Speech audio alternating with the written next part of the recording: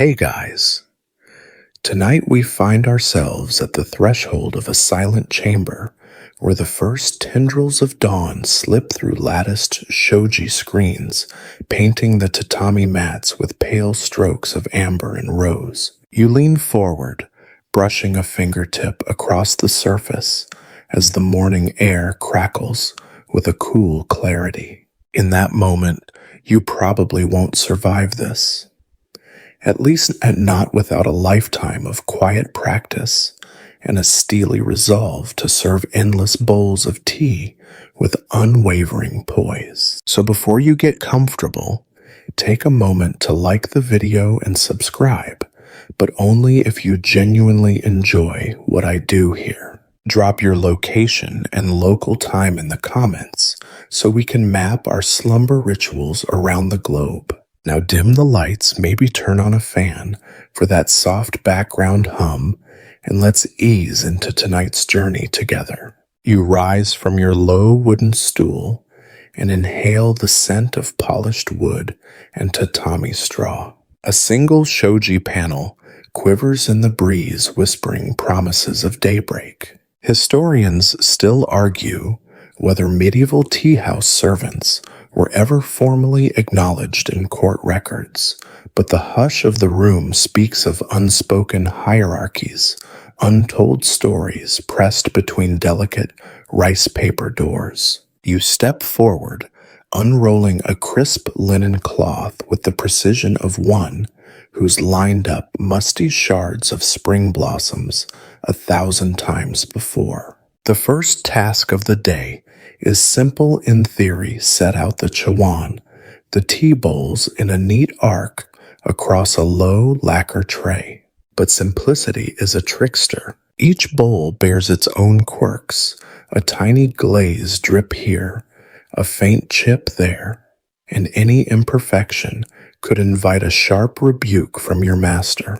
A mainstream historical fact during the Muromachi period, 1336 to 1573 tea ceremony etiquette became codified under Sen no Rikyu's influence, elevating the role of utensils to almost sacred status. Yet there's a fringe rumor passed in hushed corridors that some teaware was secretly used to pass messages inscribed under the rim with coded warnings about rival lords. You smooth the rims of 6 bowls until your fingertips tingle, recalling that whispered legend. Your host's lantern flickers, casting long skeletal shadows on the tatami. You pause chest tight, as if waiting for a critique that might never come. A soft scrape heralds the arrival of the tea master, whose robe brushes the floor like a swan's wing. There's a rumor, unlikely but persistent, that some apprentices once laced the master's first bowl with powdered saffron to gauge his reaction. Maybe it's just gossip, but as you bow your head, you wonder if that subtle spice ever earned a chuckle or a scathingly written reprimand. With an almost inaudible click, the master settles on his cushion. You slide the tray closer, knees brushing the mat in a muted calligraphy of movement. The air carries a faint trace of incense sandalwood, crossed with something floral, while outside, cicadas drone into the early heat. A scholarly debate persists on whether servants were allowed to speak at all during the Shin-no-gicha ceremony. Some texts assert that uttering even a breath aloud was taboo, while others depict low murmurs exchanged in respectful tones. You clear your throat in silence. Beneath your kimono, your heart thumps so loud it sounds like a wooden mallet striking a gong. Finally, you supply the first bowl. "O mocha dozo," you whisper, voice a feather against the hush. The master inclines his head in approval. You feel as though you might have passed an impossible test, though the next task looms like an ocean wave on the horizon. In the cool air, you taste a lingering sparkle of dew on the tatami, an echo of the garden beyond. It's the kind of morning that ancient poets would have dedicated stanzas to, yet you stand here in simple service, polishing and proffering an elixir that defines a culture's quiet devotion. A quirky detail flutters into mind.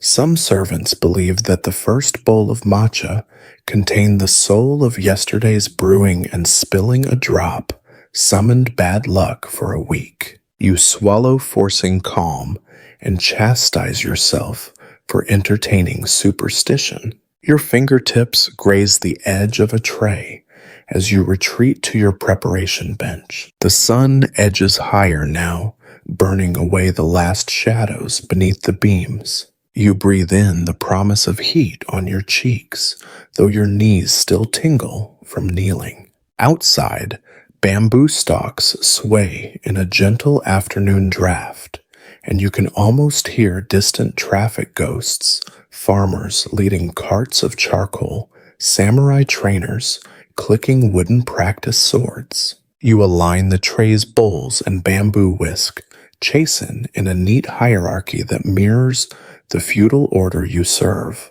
Matcha leaves sit in a polished caddy, their eerie green granules waiting to burst into foam. You dip your whisk, then pause. This simple whisk could determine your fate. Whisk too quickly, and the foam congeals. Too slowly, and it never froths. You recall a whispered tale of a rival servitor who boiled his whisk mid-ceremony, an unforgivable breach that cost him a year's wages. Your knuckles blanch as you grip the chastened handle. With a steady flick, you coax shimmering bubbles across a jade bowl, each tiny orb reflecting the flicker of lantern flame. As the foam peaks, you look up to meet the master's gaze and hold it never break that silent pact of attention.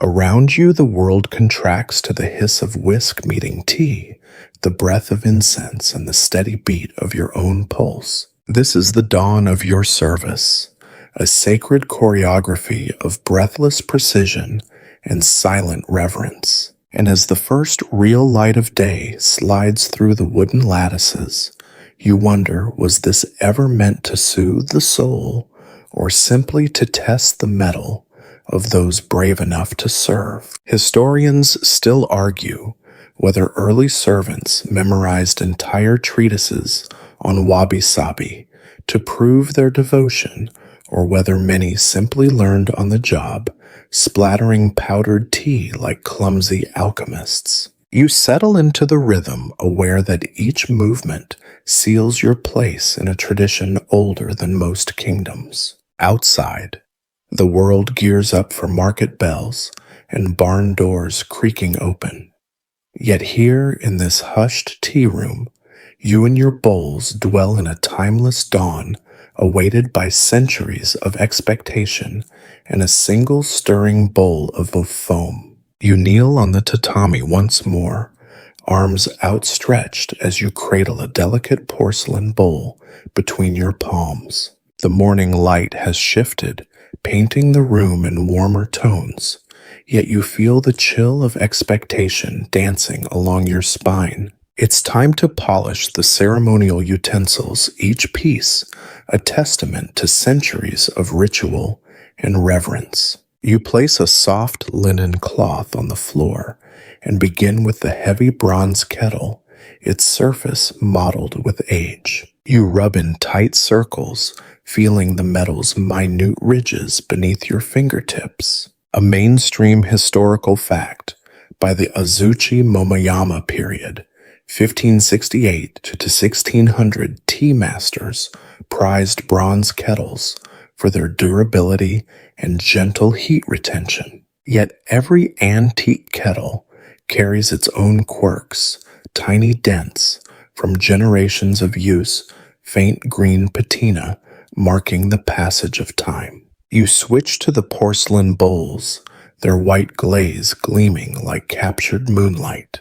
You buff and buff, breathing slowly until the rim reflects your face, pale and focused brows knit in concentration.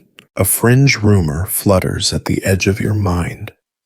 Some servants swore they found secret love letters etched into the underside of the finest bowls, tiny inscriptions only visible under particular candlelight angles. You laugh inwardly, imagine confessing your heart to a lord through clandestine porcelain graffiti. With each stroke of the cloth, you feel a subtle tug at your own ambitions. Historians still argue whether serving as a tea ceremony servant offered genuine social mobility or simply reinforced rigid class boundaries. Some accounts suggest that skilled servers occasionally won favor and modest promotions. Others insist that no amount of perfect polishing could elevate one's birth status. You pause, wiping sweat from your brow, and wonder if your painstaking effort will ever yield more than the master's nod. Your elbow brushes the edge of the stone hearth, sending a tiny echo through the silent room. You straighten, grabbing the slender bamboo scoop chashaku, and you too must buff its lacquered surface until it gleams. The bamboo is smooth, almost glassy. You think it might laugh at your scrupulous care if it could. A sarcastic thought creeps in. Maybe soon you'll be asked to polish lunar dust for some starry-eyed aristocrat. You chuckle to yourself, a subdued hiccup that betrays your otherwise perfect composure. Next, you retrieve the tea caddy, a round container crafted from day-picked cedar. You twist off the lid and inhale the piney aroma, then dampen your cloth and begin to polish the vessel's curves. A quirky detail tells that some servants believed cedar caddies warded off bad luck if placed just so. Misaligned, they claimed, and a guest's bowl would inevitably spill. You tap the lid back on with exaggerated care, half expecting it to spring open and shower you in powdered tea like a confetti bomb. Time stretches as outside the garden's koi pond ripples with breeze, while inside you maintain your rhythm of rub, buff, inspect. One of the porcelain bowls catches a sliver of light, so bright it stings your eyes, and you lean in closer, noticing a tiny crack creeping along the lip. Your heart hiccups as you press a shy dab of lacquer into the fissure, smoothing it to near invisibility to prevent a reprimand. You set the repaired bowl aside and straighten up as a bead of sweat drips onto the tatami, but dissipates like a fleeting memory. You reach for the whisk stand, a simple wooden post looking as dusty as an old shrine, and you wrap your cloth around it, spinning to buff until its grain gleams. A mainstream detail sneaks in some tea rooms displayed whisks on purpose, celebrating the tool's centrality to ceremony like an artist displaying a brush.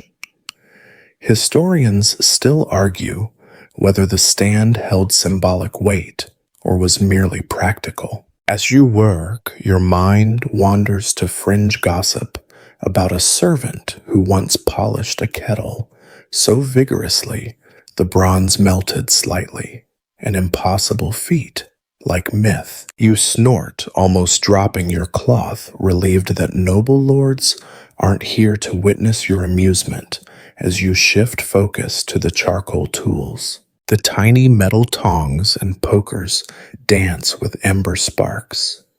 You've scrubbed them raw enough to see your reflection, yet you buff until each prong glints. Finally, you step back and survey the trunk of utensils laid out in perfect formation, each bowl, kettle, scoop, and whisk standing proud for the sacred choreography of tea. Your bones ache from kneeling, and your fingertips tingle from constant pressure, yet a quiet pride stirs within you. You've performed this ritual 100 times, and though your body remembers every motion, your mind remains alert, ever wary of the slightest blemish. A soft footstep behind you signals the master's approach, and you bow your head in silent deference as he inspects every utensil. His gaze drifts from kettle to bowl, from scoop to stand, as silence stretches taut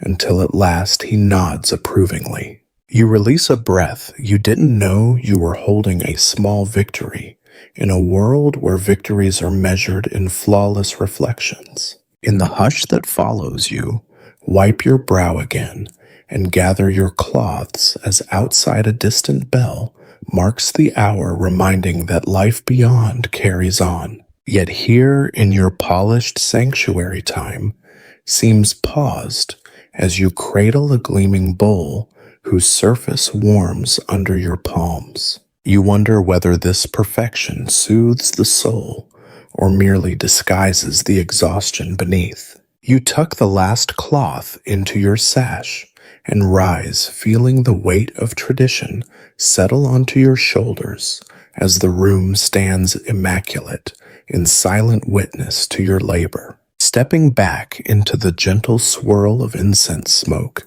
you prepare for the next task, proof that in this world, beauty is only as enduring as the hands that maintain it. You settle onto your heels, sliding forward on the tatami like a silent cat, and reach for the crisp fukusa cloth draped over a low lacquer box. The fabric's silk threads glint in the dim lantern light, almost daring you to mar its pristine surface. As you lift it, the cloth feels weightless, yet heavy with expectation. Historians still argue whether the fukusa's precise folds originated as a Buddhist gesture of purity or simply as a pragmatic way to handle hot utensils, but today it's your solemn charge to master every crease. With a deep breath, you lay the cloth flat on the tray before you. Your fingers hover above the ham, recalling the rigid choreography, a diagonal fold here, a soft tuck there, each measured movement, a beacon of respect. Somewhere in the back of your mind, you remember a quirky rumor that some court poets secretly stitched hidden poems into the hem, readable only when the cloth was folded just right. You smirk at the thought, imagine producing someone's lost love sonnet while innocently folding tea linens. You draw the corner toward you, then fold the opposite side in perfect symmetry. The silence of the tea room bends around your careful motions. Outside, a lone sparrow flits against the rice paper walls, but inside the world exists only in the lines and shadows on this silk square. You fold again this time, placing your thumb at the exact midpoint, then press downward firmly enough to imprint a shallow crease. A mainstream historical fact, by the Edo period, 1603 to 1868, fukusa had evolved into richly embroidered textiles reflecting the servant's skill as much as the host's prestige. You imagine yourself working beneath a cascade of chrysanthemums and cranes woven in gold thread. Talk about pressure to perform. Yet you work with a simple plain silk fukusa, its modesty a reminder that even servants could aspire to understated elegance. You shift the cloth, aligning its edges, then execute the signature katete ori fold, tucking the hem neatly so it lies flush. As you press the final seam, you feel a small thrill. A perfectly aligned fukusa is like a silent applause from centuries of tea etiquette. A light joke flutters unbidden, if only folding laundry at home were this ceremonious, you'd never grumble about socks again. You straighten your back and clap your hands together, brushing away invisible lint. You hear a soft click. The tea master has arrived behind you, watching. You resist the urge to jump. After all, surprise guests seldom arrive unannounced in your domain. The master's eyes flicker toward the cloth, discerning each corner's angle. You bow your head, trying to look casual, though your heart ricochets like a child playing with wooden clogs. The master steps away soundlessly, granting tacit approval. You exhale the tension draining from your shoulders. A fringe detail probably exaggerated surfaces. Some servants swore that if a crease wavered by even a millimeter, a spirit of the tea room would drift away in protest.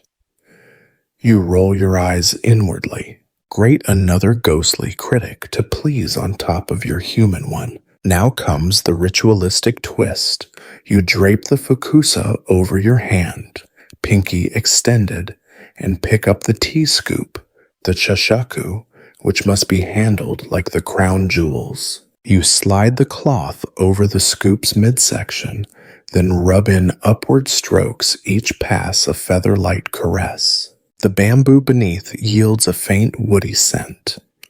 A scholarly debate persists on whether servants were taught mnemonic poems to memorize these folding steps or learned purely by rote. Some theorists assert that oral tradition dominated, while others cite sparse manuals as evidence of formal instruction. You polish the chashaku with a flourish, imagining cathedral organ music swelling in the background. You place it down, then shift back to the cloth. Now the precision count resets you. Pull the cloth, taut, fold it once more into a neat square, then fold it in half, again each movement crisp as the crack of a geisha's fan. You press each fold with your thumb, holding it for a heartbeat to set the crease. A light joke slips free. When you think, if I could fold my exam papers this neatly, I might have graduated summa. But the joke vanishes as quickly as the thought.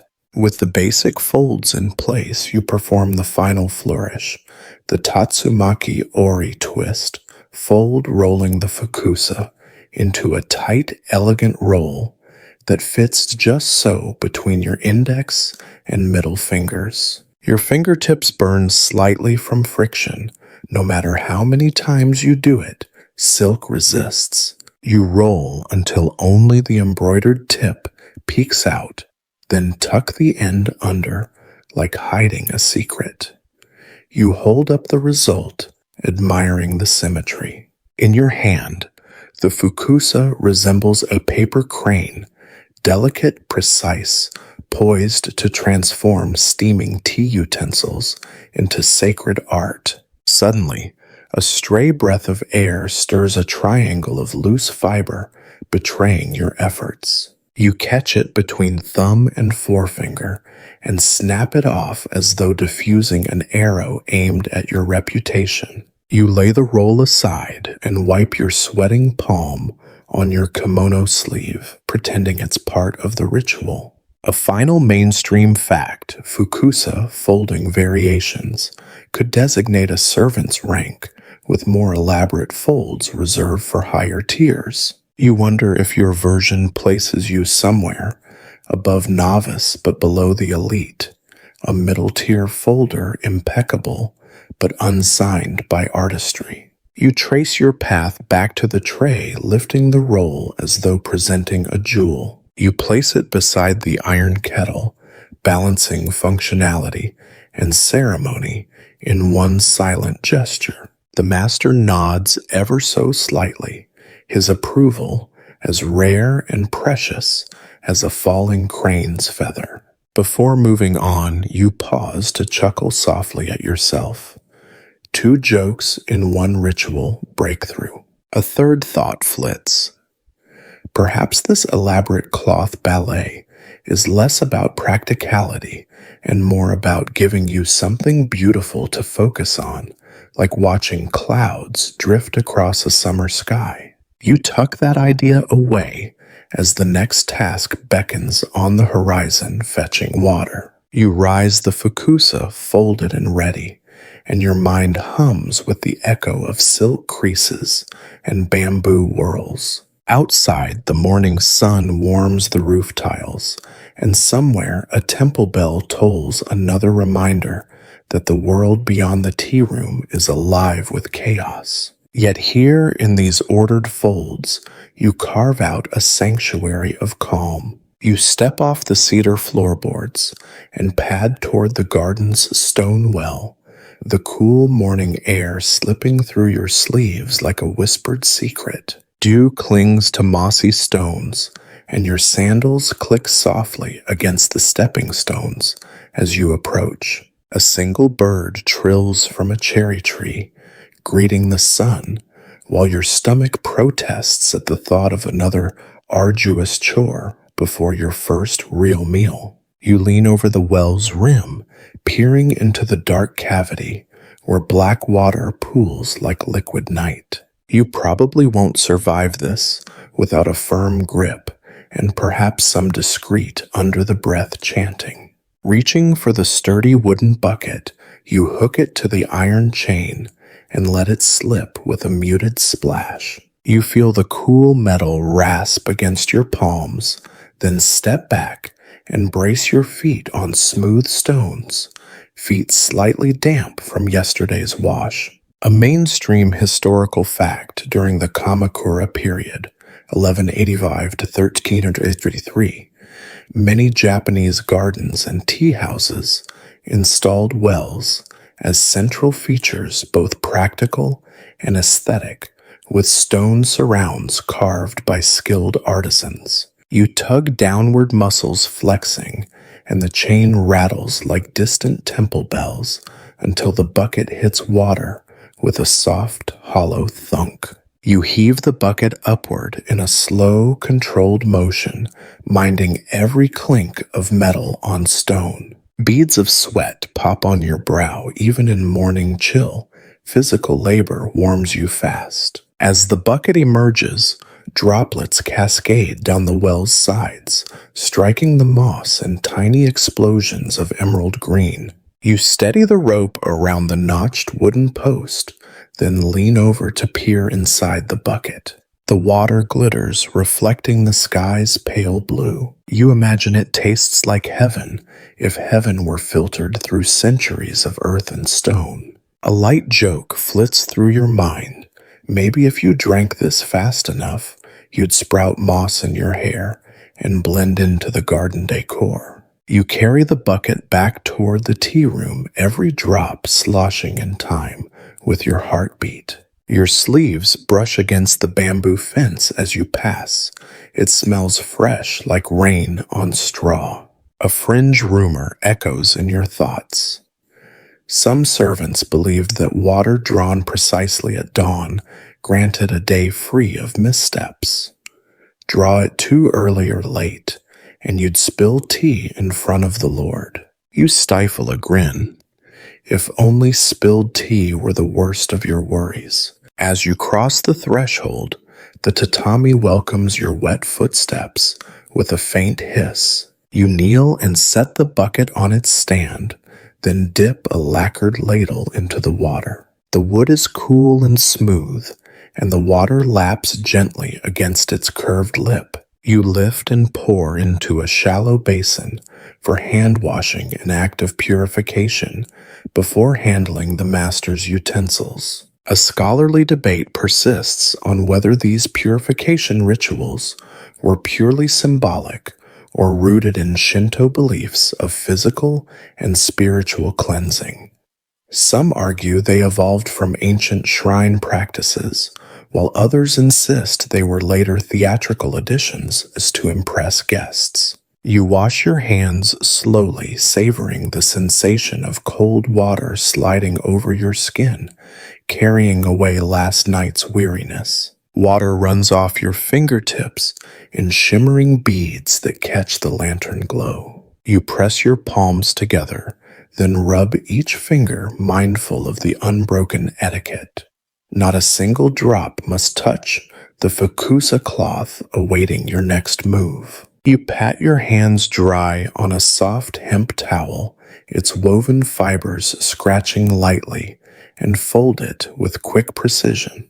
Behind you, the tea master emerges, watching your every move. You sense his gaze, but refuse to let your back stiffen. Instead, you offer a small, almost theatrical bow, one part apology for the intrusion, one part an invitation to inspect your handiwork. He remains silent, and you wonder if that silence is approval or the calm before a scolding storm. You tilt the bucket slightly and pour the remaining water into the hearth's ash pit, where steam hisses and curls into the air. Tiny embers glow in the coals beneath, and the mix of steam and smoke forms an otherworldly mist that brushes your cheeks. You inhale, tasting the faint tang of minerals and charcoal, an aroma that always reminds you of transformation of raw elements refined into ceremony.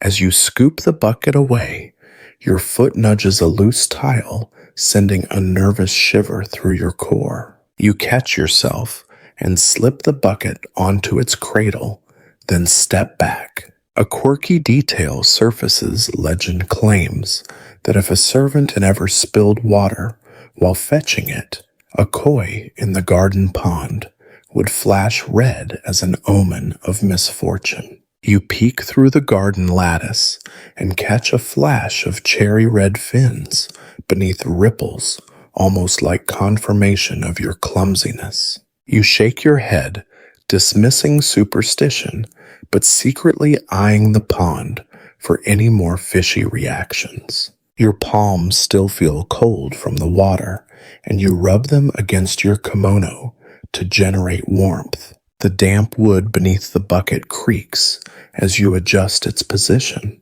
You study the surface of the liquid once more, so still yet teeming with unseen life. A mainstream fact whispers some wells were fed by underground springs, whose purity was believed to enhance the flavor of tea, prompting tea houses to locate their wells near hillsides or shaded groves. You tilt the bucket side to side, watching droplets cling like glass beads before finally surrendering to gravity. The master's voice drifts from within the tea room, low and expectant. You gather the bucket, adjusting the chain over your shoulder, and step back inside, mindful of silent trails on the tatami. Each footfall taps the wooden edge lightly, and you hold your breath, imagining a chorus of ancestors watching your every step. In the corner, the roasted rice water awaits, used to rinse bowls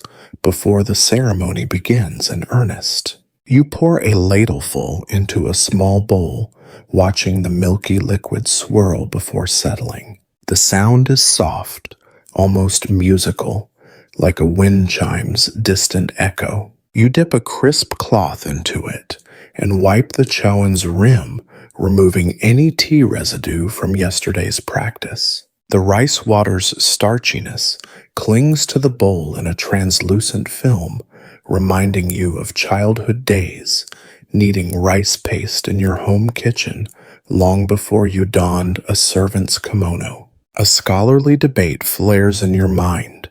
Historians still argue whether roasted rice rinse was originally a practical cleaning step or evolved as a sensory element, adding subtle fragrance to the bowl's inner edge. Either way, you swish and pour until the liquid runs clear, then empty the bowl and polish it with the fukusa you folded so meticulously only minutes ago. It feels absurdly poetic, using yesterday's cloth to perfect today's perfection. The tea master finally speaks. Proceed. His single word is a gust of wind that banishes any lingering nerves. You bow stiff, backed bucket now, empty hands free, heart pounding. The well water has done its part, cleansing, chilling, conjuring ancient echoes, and now the real ceremony beckons. You slide the ladle home, gather the bucket, and step back toward the preparation bench. The waking world beyond the screens waits, But here in the hush of ritual and remembrance, you carry a single truth. Water is more than a tool. It is the lifeblood of every tea ceremony, a bridge between earth and soul. You exhale, dropping into a kneeling posture, ready for the next task, coaxing embers into flame. As you settle, you feel the dawn's warmth mingle with the well's cool gift, anchoring you to this moment between labor and transcendence. You kneel before the low hearth, its ash bed cold and still as an untouched snowscape. Your fingers brush through the soft gray powder, lifting a small mound into view. Today you must resurrect these embers, warm them from dormancy into a glowing cradle for water and tea. Historians still argue whether the hearth itself was once considered a spiritual focal point in early ceremonies or simply a practical feature added later. But here you are, actor and audience in this age-old ritual. First, you retrieve the slender bamboo charcoal tongs, suspected heirs to tongs used in court banquets centuries ago, and gently lift bits of unlit char in delicate increments. Each fragment is porous and jagged, like tiny volcanic stones, and you handle them as if they might crumble beneath the slightest pressure. A mainstream historical fact: by the mid-Muromachi era, charcoal preparation techniques had evolved so precisely that specialized craftsmen supplied tea houses with light, slow-burning charcoal called hanaguruma, prized for its even heat and minimal smoke. You arrange the charcoal bits in a shallow pyramid, spacing them just so to encourage airflow. Your breath hovers over the mound, the fate of your fire hanging in a momentary balance. Outside, a gecko clacks its tongue against the screen, nature's metronome, marking your pause. You lean back, inhaling the faint scent of aged wood mingled with ash. Recalling a fringe rumor that some rebellious servants once slipped a pinch of crushed gunpowder into charcoal to produce a subtle crackle during ceremonies, an illicit thrill for bored lords. You smirk at the thought, imagining startled guests leaping as if seized by thunder. Now comes the delicate work of fanning the coals. You press a soft paper fan to your lips, blow a gentle stream of air over the charcoal's surface, and watch sparks flicker into sluggish life. The tiny embers glow dull red at first, then intensify into molten rubies at the core. A scholarly debate flares in your mind. Some experts maintain that fanning was a silent, almost prayerful act meant to honor the hearth's spirit, while others insist it was purely technical, no more than applying oxygen to fuel. You switch to the iron bellows, a more robust tool for coaxing heat. You grip the handle's muscles, flexing as you inhale deeply and squeeze. A rush of air blasts into the mound, stirring coals and ash in a miniature dust storm. Ash puffs around you like ghostly snow, and you cough softly, purposefully, to clear your throat. The bellows hiss and crackle, and coals respond by blossoming into a brighter orange glow. A light joke slithers through your thoughts. If these coals get any hotter, you might forge a samurai sword right here in the tea room. As your heart races, you glance at the dripping bamboo ladle filled with water from the well waiting to be boiled. But first, the coals must reach the perfect hue, not too fierce to scorch the kettle, not too dull to languish in smoky despair. You adjust a few pieces with the tongs, nudging them into crisper contact. The heat on your cheeks is palpable, a gentle reminder of the power you wield in this tiny altar of service. You pause to catch your breath and admire your handiwork. The coals now glow steadily, sending wisps of translucent smoke curling toward the rafters. A curious detail drifts in some tea house gossip, claimed that charcoal seasoned by moonlight, left exposed overnight burned with an especially blue flame, considered an auspicious sign of purity. You crane your neck, half expecting Argentine tendrils of lunar fire, but see only warm orange embers ushering daybreak. The tea master emerges silent as a shadow at the edge of your vision. You lower the bellows and bow your head, allowing him to inspect the hearth. His eyes narrow slightly, scanning the pattern and glow. The hush stretches taut, no different from the moment you first presented the folded fukusa, and you wonder if he sees every tiny misalignment you do. Finally, he flicks a nod imperceptible but conclusive. You inhale sharply, releasing the breath you didn't know you'd held. Next, you arrange the metal charcoal screen, the kogagain, over the coals. It's a lattice of fine wires curving gently to cradle the glowing fragments while shielding the kettle from direct flame. As you lower it into place, the heat intensifies, warming the soil beneath the hearth. A mainstream historical note, screens like these became common by the Edo period, believed to promote even heating and protect delicate porcelain from thermal shock.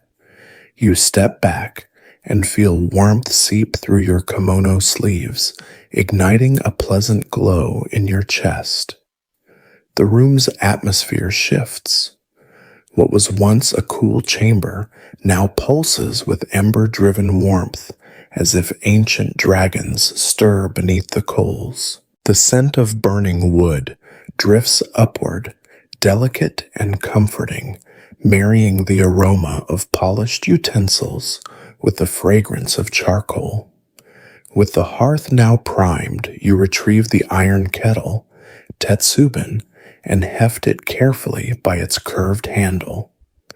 The metal is cold at first touch, then shivers warm where your fingers rest. You place it atop the screen, listening to the subtle click as metal meets metal. A scholar might debate whether tetsubin were originally crafted for tea or adapted from cooking pots. Some assert they began as kitchenware before ascending into ceremonial use, while others maintain they were always central to tea rituals.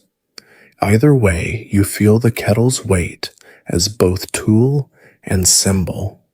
Inside the kettle, water sloshes gently, a diametric contrast to the roaring heat beneath. You grip the kettle's handle with a practiced steadiness and kneel once more, watching droplets steam and hiss as they meet the scorching metal base. Soon, the water will reach a near boil, sending thin wisps of vapor spiraling toward the ceiling. Your task: monitor the temperature, adjust coals if needed, and ensure the hiss never crosses into an unruly roar.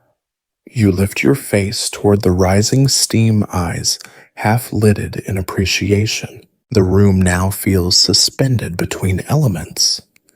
The cold stone hearth beneath the hot coals in the center, the cool breeze drifting from the open screens. It's an alchemy of opposites, a living metaphor for harmony in tension. A quirky aside flits through your mind. Legend says that a servant once ladled boiling water over samurai armor in protest only to spill it and trigger a surprise skirmish, though no credible record exists outside tavern tales. Your focus returns to the kettle. Tiny bubbles begin to pulse at the bottom, rising to meet the rim in rapid succession. You adjust the bellows once more, coaxing a steadier flow of air and watching the flame lick hungrily beneath the kettle's belly. The hiss becomes a gentle roar, comforting as ocean waves against a distant shore. The master's soft voice breaks the trance. Prepare the whisk. His tone is effortless command, as practiced as breathing. You press your palm to your chest silhouette, painted by ember glow, and nod. As you rise, you run your hand over the polished chastened stand you buffed earlier, feeling the smooth grain under your fingertips. The chant of coals and steam will fade to background noise as you transition to tea preparation, but this moment remains integral. The hearth is alive, and you are its caretaker. You step away from the hearth, leaving the kettle to perform its own dance with fire. You glance back once, offering a silent thanks to the glowing embers that will soon cradle your next bowl of matcha. A final reflection lingers. Charcoal may seem an unglamorous servant's tool, but without it there is no ceremony, only cold bowls and hollow words. You bow to the hearth and to the master, then turn toward the preparation area for the next act. You carry with you the warmth of coals, the hush of hiss, and a quiet pride in having summoned flame from ash. You step from the hearth's warm glow back toward the alcove, where the ikebana arrangement waits, an empty vase perched on a lacquered stand, anticipating your touch. Each morning you gather blossoms from the garden's hidden corners, twisted cherry branches, slender bamboo shoots, and delicate sprigs of plum. Today you carry 3 stems, one pale cherry blossom, one slender bamboo, and one jaunty sprig of winter plum, its buds tight against the cold. You kneel before the vase, inhaling the earthy scent of damp petals and wood. Historians still argue whether early tea ceremony flower placement drew directly from samurai war banners as symbolism or simply evolved from Buddhist altar offerings, but either way you hold centuries of meaning in your fingertips. First, you trim the cherry branch, its bark smooth beneath your shears, a mainstream historical fact. Sen no Rikyu is credited with popularizing the use of seasonal flowers in tea room arrangements during the late 16th century, emphasizing simplicity and natural form over ornate displays. You slice a node at a precise angle, letting excess sap drip onto a scrap of rice paper.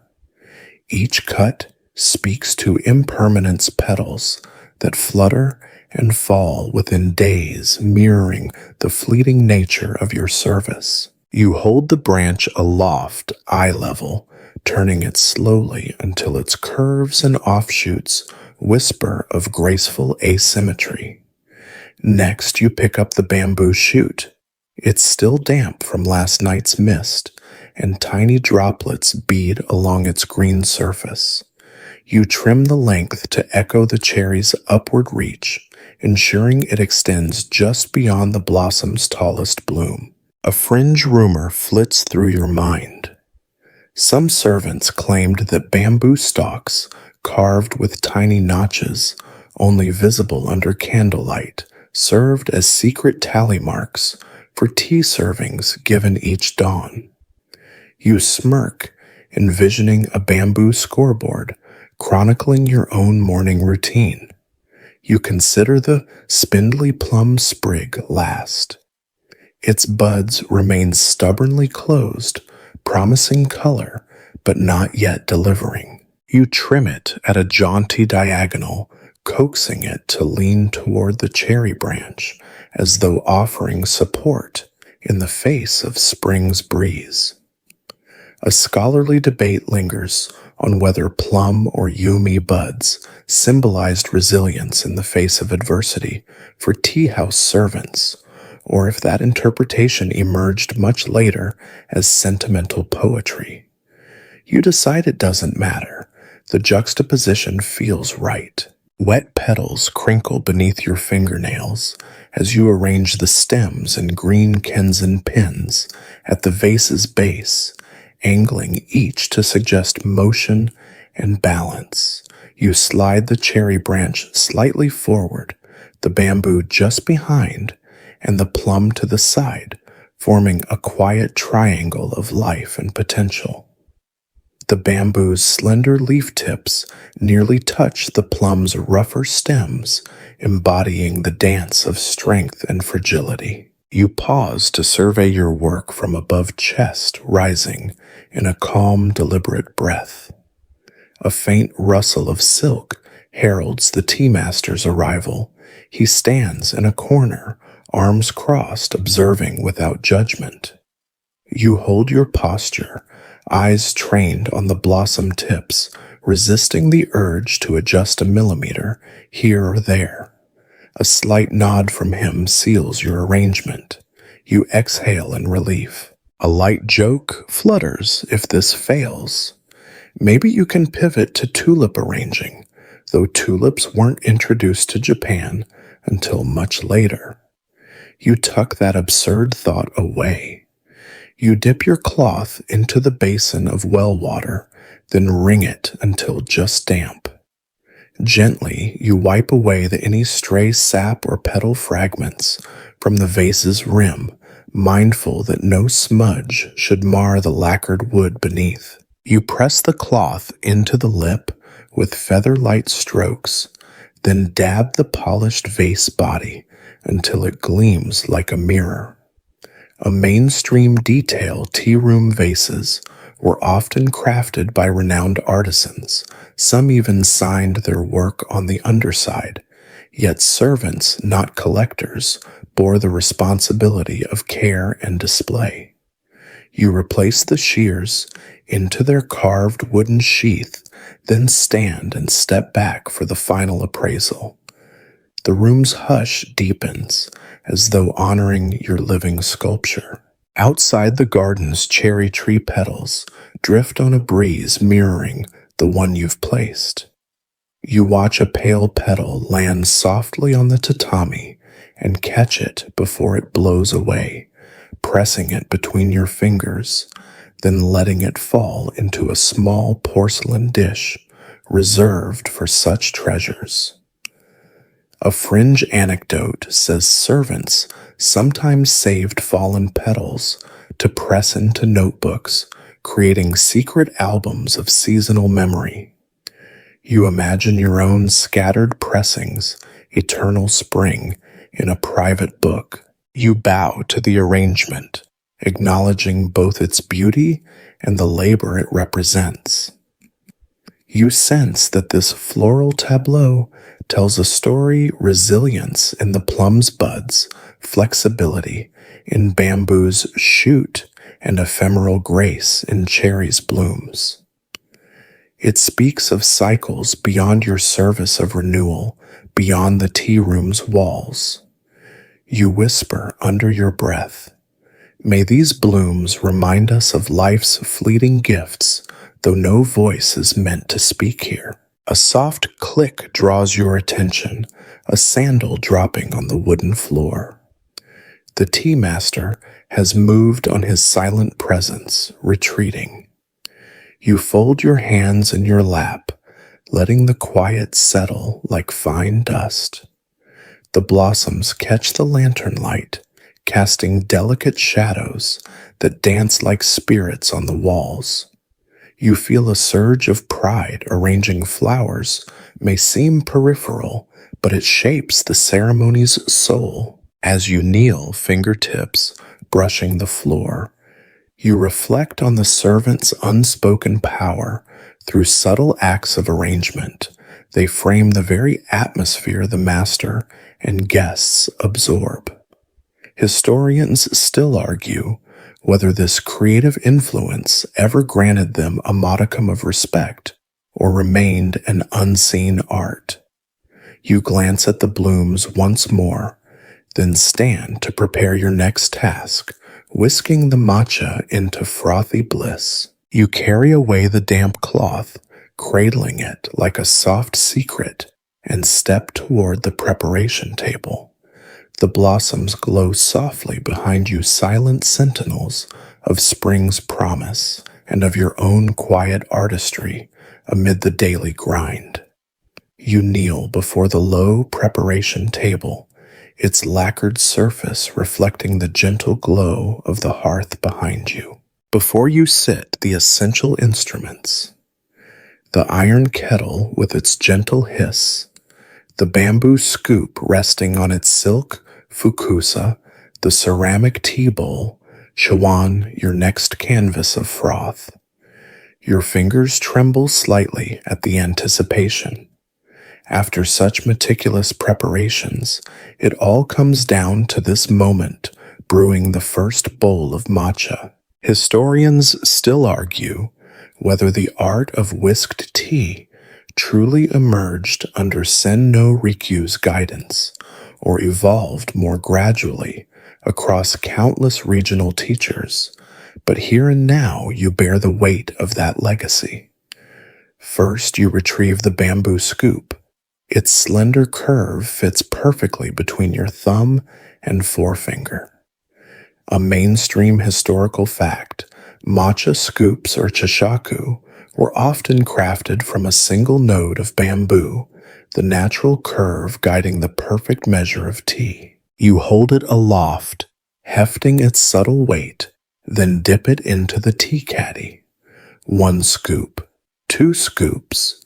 You pause at the third, counting precisely.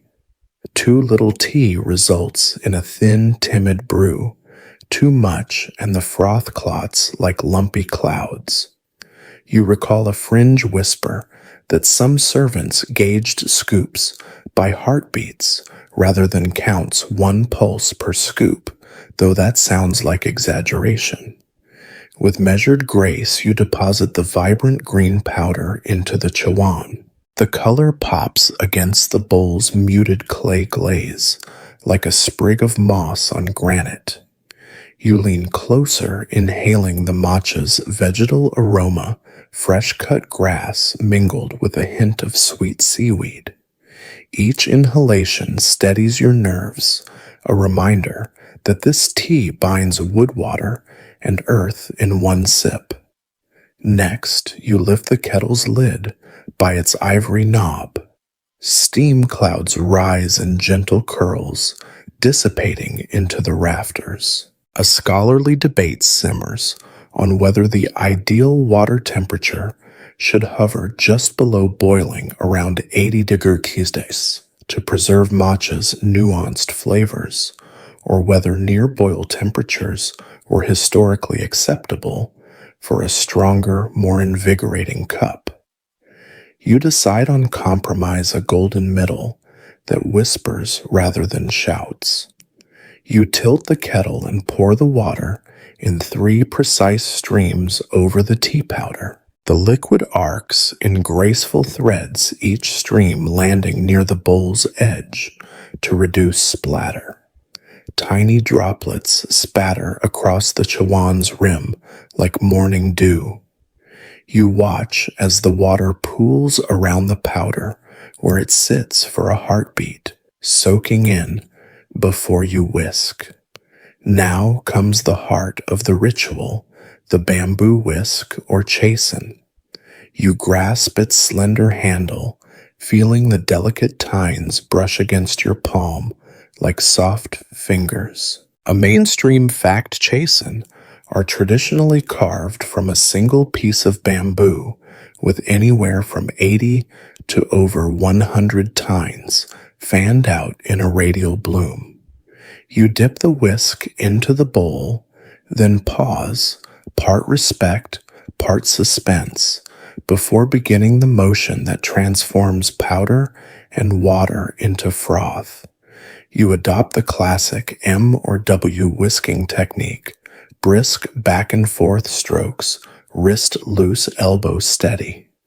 The first strokes are cautious slurping through the liquid with a hollow sound. Then you build momentum, driving the whisk in quick fluid strokes. Tiny air pockets form and collapse, sending a frothy crown rising to the surface. A fringe anecdote surfaces. Some servants claimed that an especially fine froth resembled the foam on a newly poured sake, and so they competed in hushed rivalries to produce the whitest, most stable peak. Your wrist as foam thickens the white froth, dancing over the rim like foam on a pond's edge. You tilt the bowl just so, coaxing bubbles toward one side, then tilt back, smoothing the surface into an even layer of peaks. With a final flourish, lifting the whisk straight up, you lift strands of foam into delicate arcs before setting the chison aside. You snap your fingers for a tiny scattering of residual droplets, a self-satisfied grin tugging at your lips. 3 jokes already. You mentally tally 1 in the morning, 1 polishing, 1 collecting petals. And here's a 4th. Maybe this froth could double as shaving cream for a samurai in a pinch. Now you study the bowl. The froth is uniform yet lively, its peaks barely trembling in the quiet room. It's more than tea. It's a miniature sea at dawn, ready to carry you through the ritual.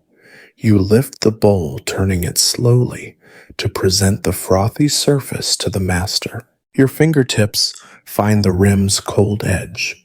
Despite the steam, the outside remains pleasantly cool thanks to the bowl's thick earthen walls. The master receives the bowl with a slight bow. You bow in return, your forehead brushing tatami. There's no speech. Tea speaks through its very presence. You watch his fingers trace the rim before he lifts the bowl to sip. The room holds its breath. You feel the coil of anticipation in your belly, as though you too might taste what he does. He sips. A pause, then a nod. You dare to exhale. You've achieved the perfect brew. A light joke drifts. Perhaps now you'll be permitted to add sugar, though sugar was a luxury rarely granted. You tuck the thought away, mindful of the ceremony's austerity.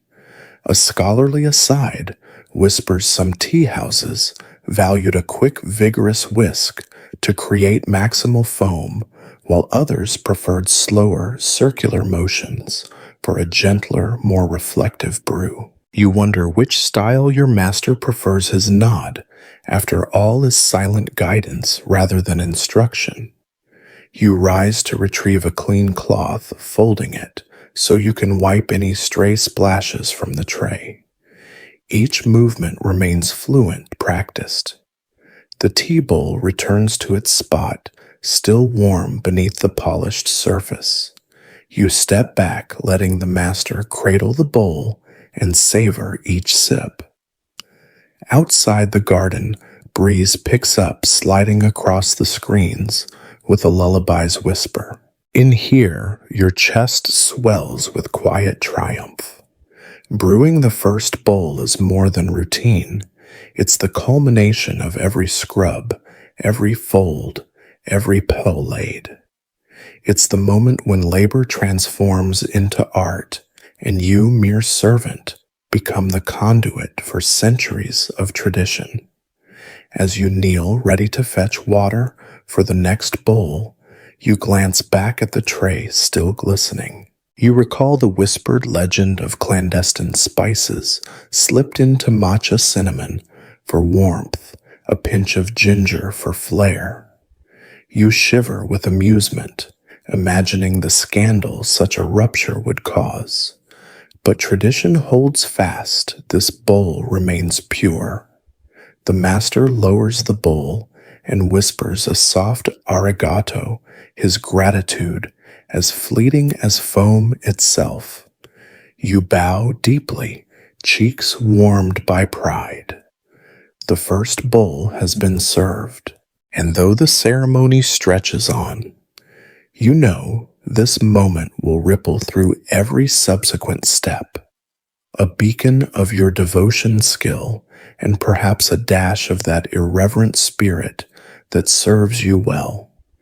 You rise from your knees and tilt the tray ever so slightly, gathering the residual froth droplets in a delicate arc before stepping toward the guest's seating cushion.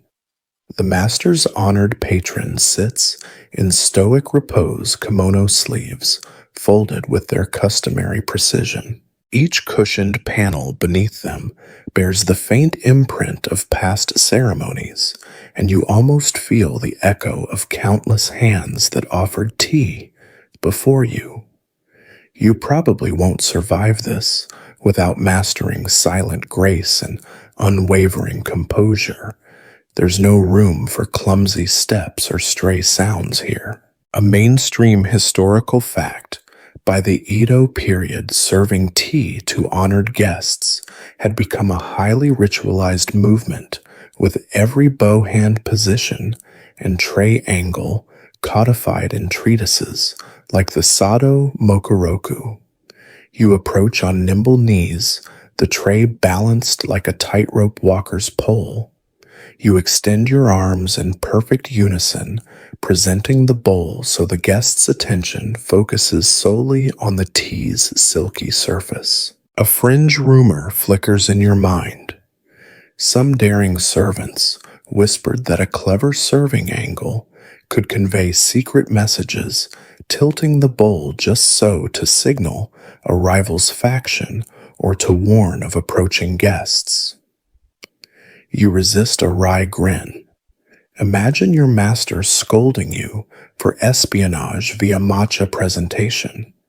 Your fingers find the edges of the tray, pinky, extended a subtle note of elegance, borrowed from court gestures. You lower the tray until the guest's fingers could touch the bowl's rim without strain, then slide it forward with a feather-light push. The tatami beneath your knees remains unscarred by your passage. A scholarly debate simmers among tea historians. Some argue that servitors once whispered soft haiku lines to guests as they served, weaving poetry into the silence.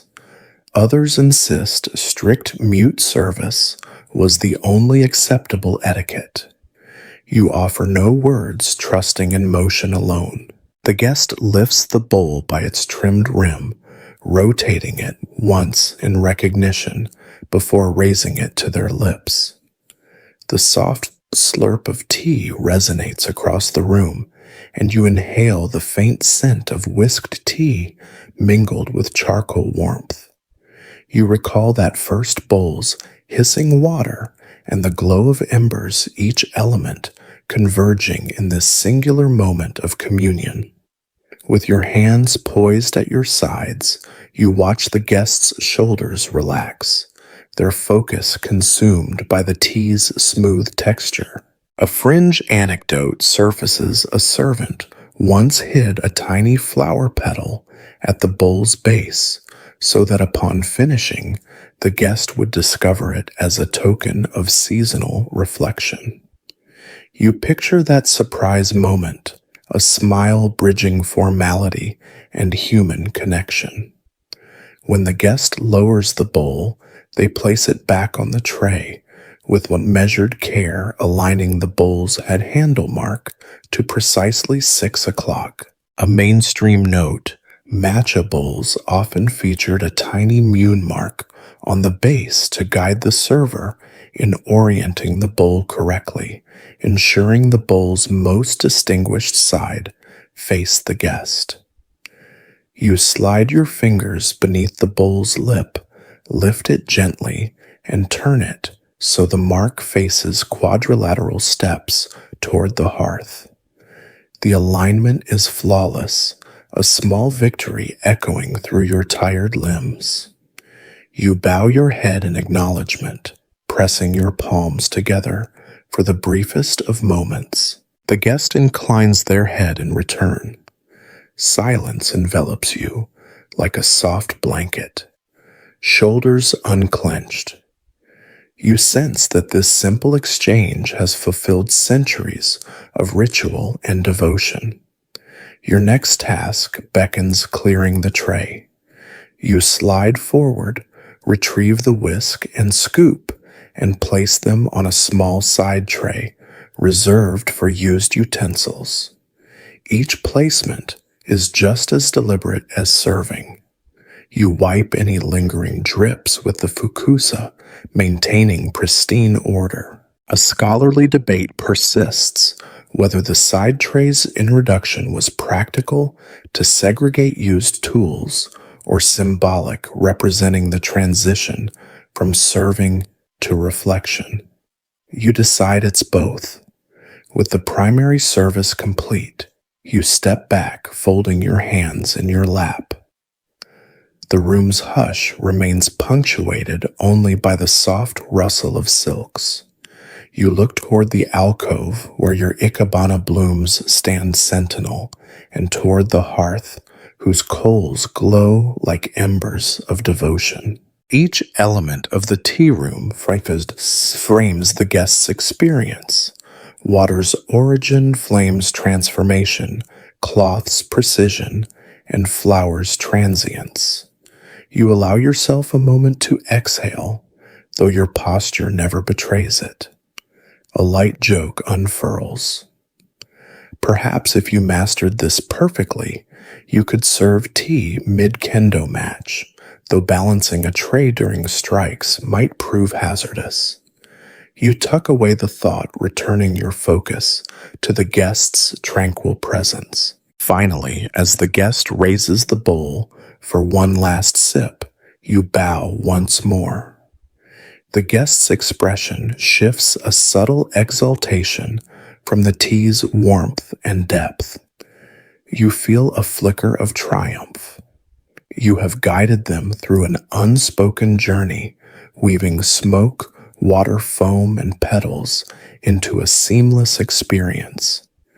A fringe legend resurfaces, one that claims a servant once added a single drop of plum blossom essence to the final bowl as a secret flourish of season's farewell. While purists would scoff, you imagine the delight such a surprise could bring.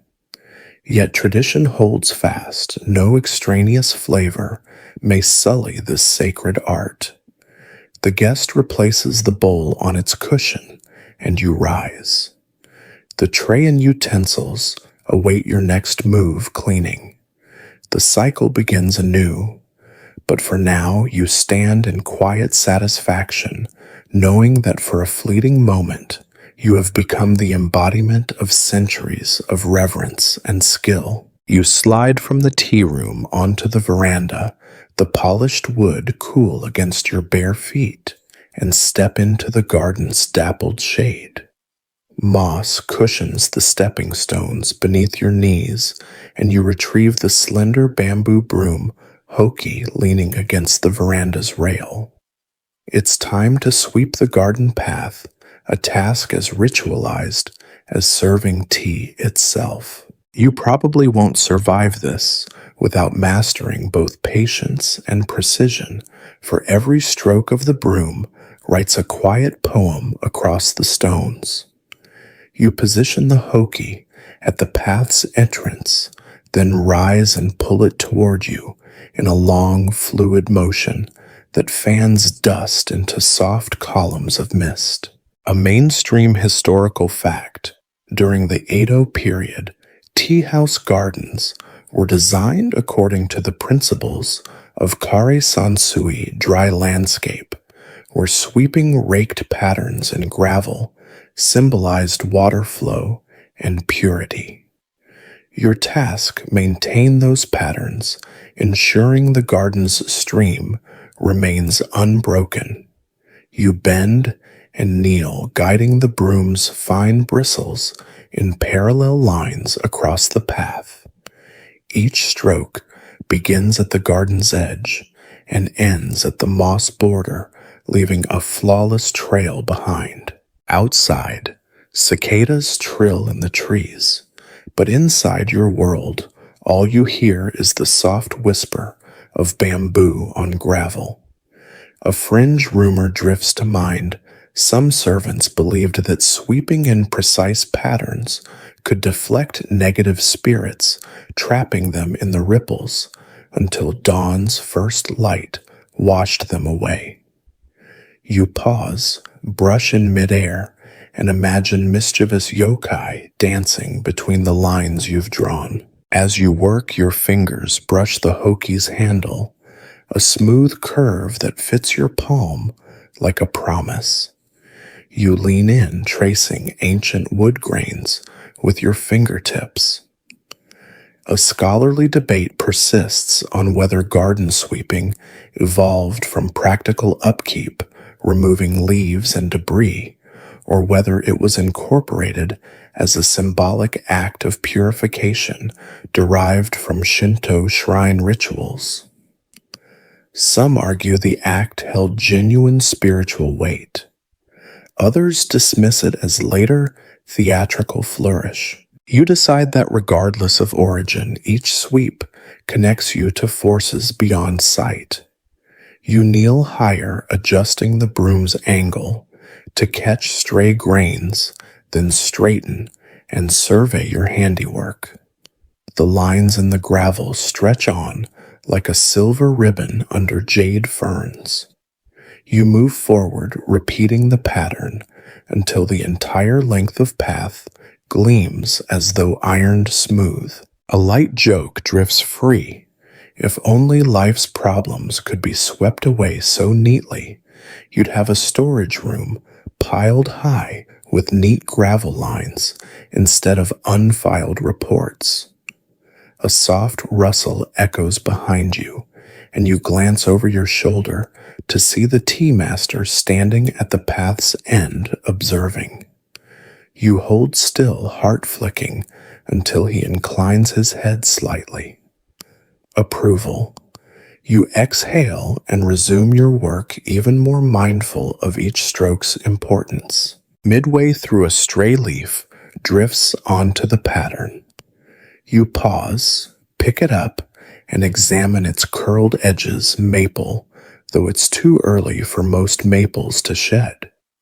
You wonder if someone snuck it in. Perhaps a poet friend left it as a token of admiration. A fringe anecdote surfaces. Servants sometimes hid leaves or petals within the gravel so that discerning guests might find a seasonal surprise beneath their sandals. You tuck the leaf into your kimono fold, vowing to press it later in a private notebook. You resume sweeping, now infusing your lines with a deliberate playfulness, wider arcs near the stone, lantern, tighter ripples around the stepping stones, as though guiding an invisible stream around each obstacle. Your motions are unhurried and meditative, a sacred dance in concert with rustling bamboo and distant bird calls. Each pass of the broom is a brushstroke on the garden's living canvas. A sudden breeze scatters a handful of petals across your freshly raked lines. You pause the broom mid-stroke, letting the petals drift, then sweep them gently aside, guiding them into a neat pile for compost. A mainstream detail garden caretakers often collected fallen blossoms to create seasonal displays in the tea room's alcove, extending the garden's beauty indoors. You smile, recalling your own ikebana arrangement and how it responded to the garden's rhythm. Another scholarly debate flickers. Some tea scholars argue that garden sweeping was primarily for guests' psychological effect, calming the mind before ceremony, while others insist it was a form of moving meditation for the servants, grounding them in the present moment. You feel both truths as you guide the hoki in a final broad sweep that spans the path's width in one graceful motion. At last, the gravel lies immaculate, its patterns undisturbed. You set the broom aside in its designated corner, the bristles still aligned like a fanned-out lotus. You kneel and bow deeply toward the garden, honoring both the living art you've maintained and the unseen hands that first laid these stones centuries ago. You rise and brush dust from your knees, smoothing your kimono's folds. The master approaches, kneels beside you, and traces his fingertip across one line, then nods in satisfaction. You allow yourself a small, hidden grin. This silent commendation feels like a chorus of ancestors applauding.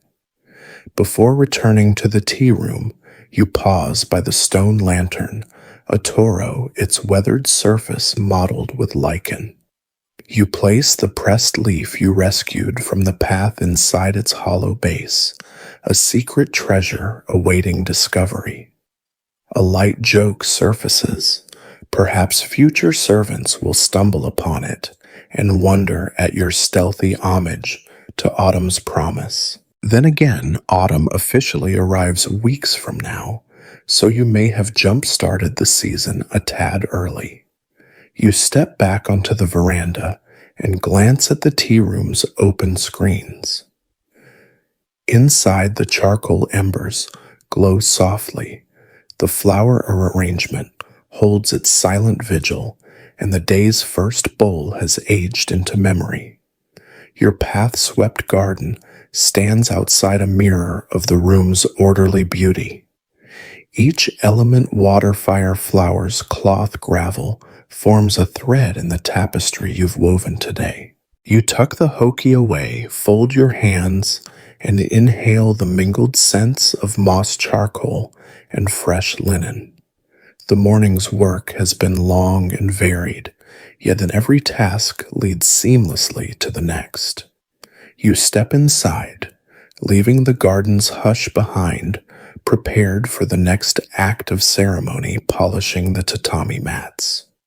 You glide back into the tea room, the polished wood of the threshold cool beneath your knees, and turn your attention to the straw-fibered tatami mats, your next canvas of care. As you settle onto your heels, you retrieve the soft, tightly woven cotton mat cover, tatami omote, slipped beneath the top layer for protection.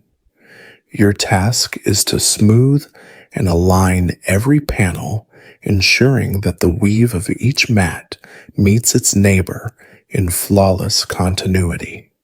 You probably won't survive this without unwavering focus, as even a millimeter's misalignment could betray your diligence. A mainstream historical fact, by the Edo period, tatami had evolved from elite luxury flooring into standardized mats used across Japan with precise dimensions codified in architectural manuals.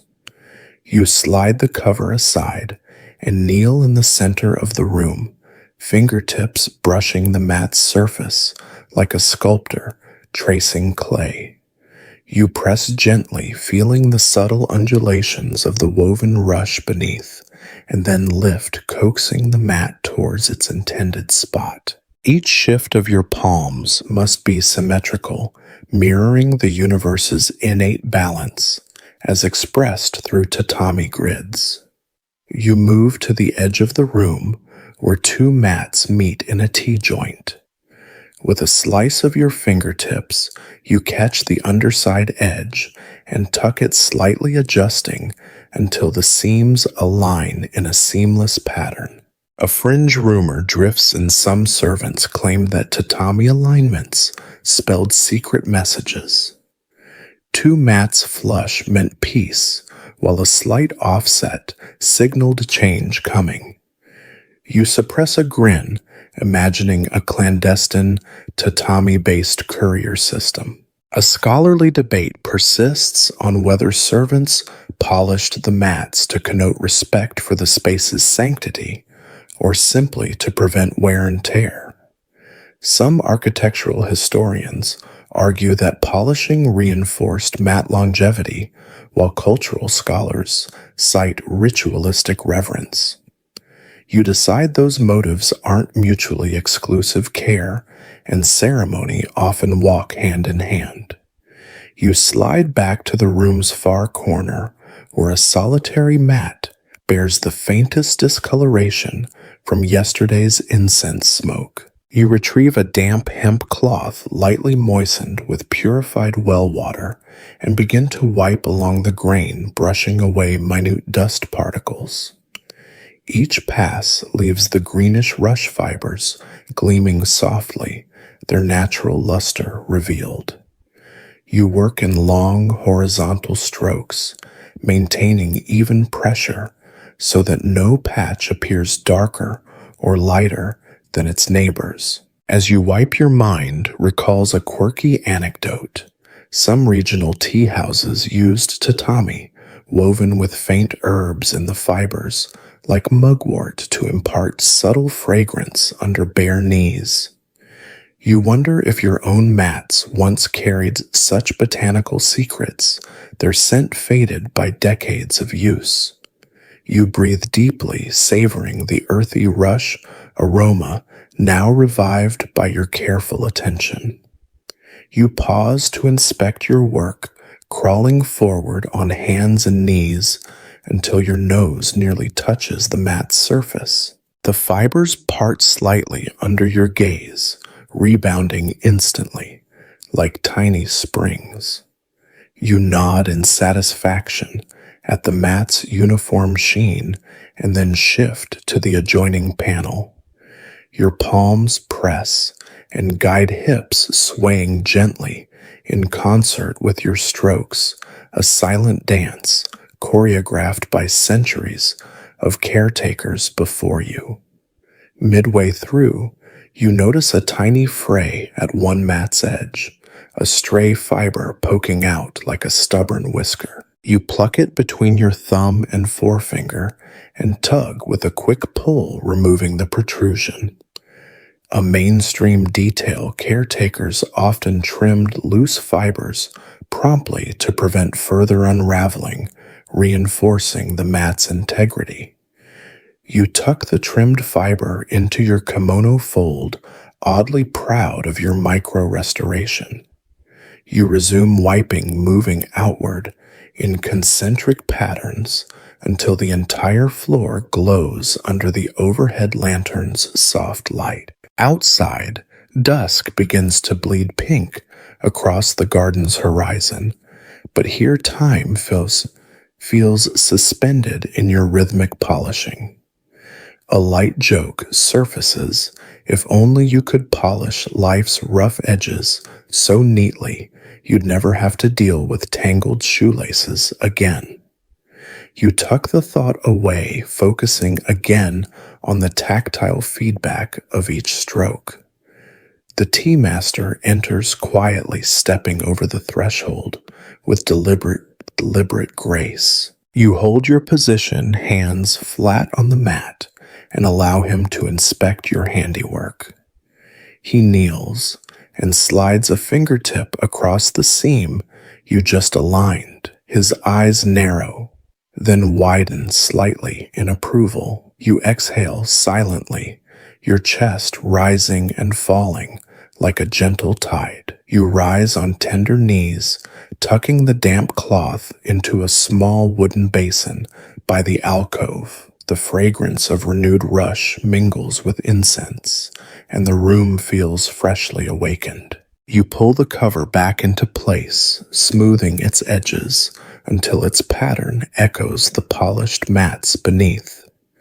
A scholarly aside surfaces some tea masters believe that the tatami cover's pattern should reflect the seasoned geometric lines for winter's austerity, floral motifs for spring's bloom, though such practices varied widely. Now that the mats lie immaculate, you step back and survey the room as a whole, polished utensils gleaming by the hearth, folded cloths awaiting use, blossoms poised in the alcove, and gravel patterns visible through open screens. Each element harmonizes across multiple senses, culminating in a space that speaks of balance, impermanence, and devotion. You kneel once more at the room's center, placing your fingertips to the mat in quiet gratitude for its service. Your palms warm the fibers gently, an unspoken thanks for carrying you through this day's labors. You straighten and rise, ready to respond to the next call of the tea master. Outside, the cicada's chorus grows louder in twilight, but inside the room stands hushed, polished, and poised. You leave the cotton cover folded neatly, a silent promise that tomorrow you'll begin again, aligning, polishing, perfecting every facet of this sacred stage. As you step away, you feel a soft ache in your knees, but a firmer steadiness in your heart.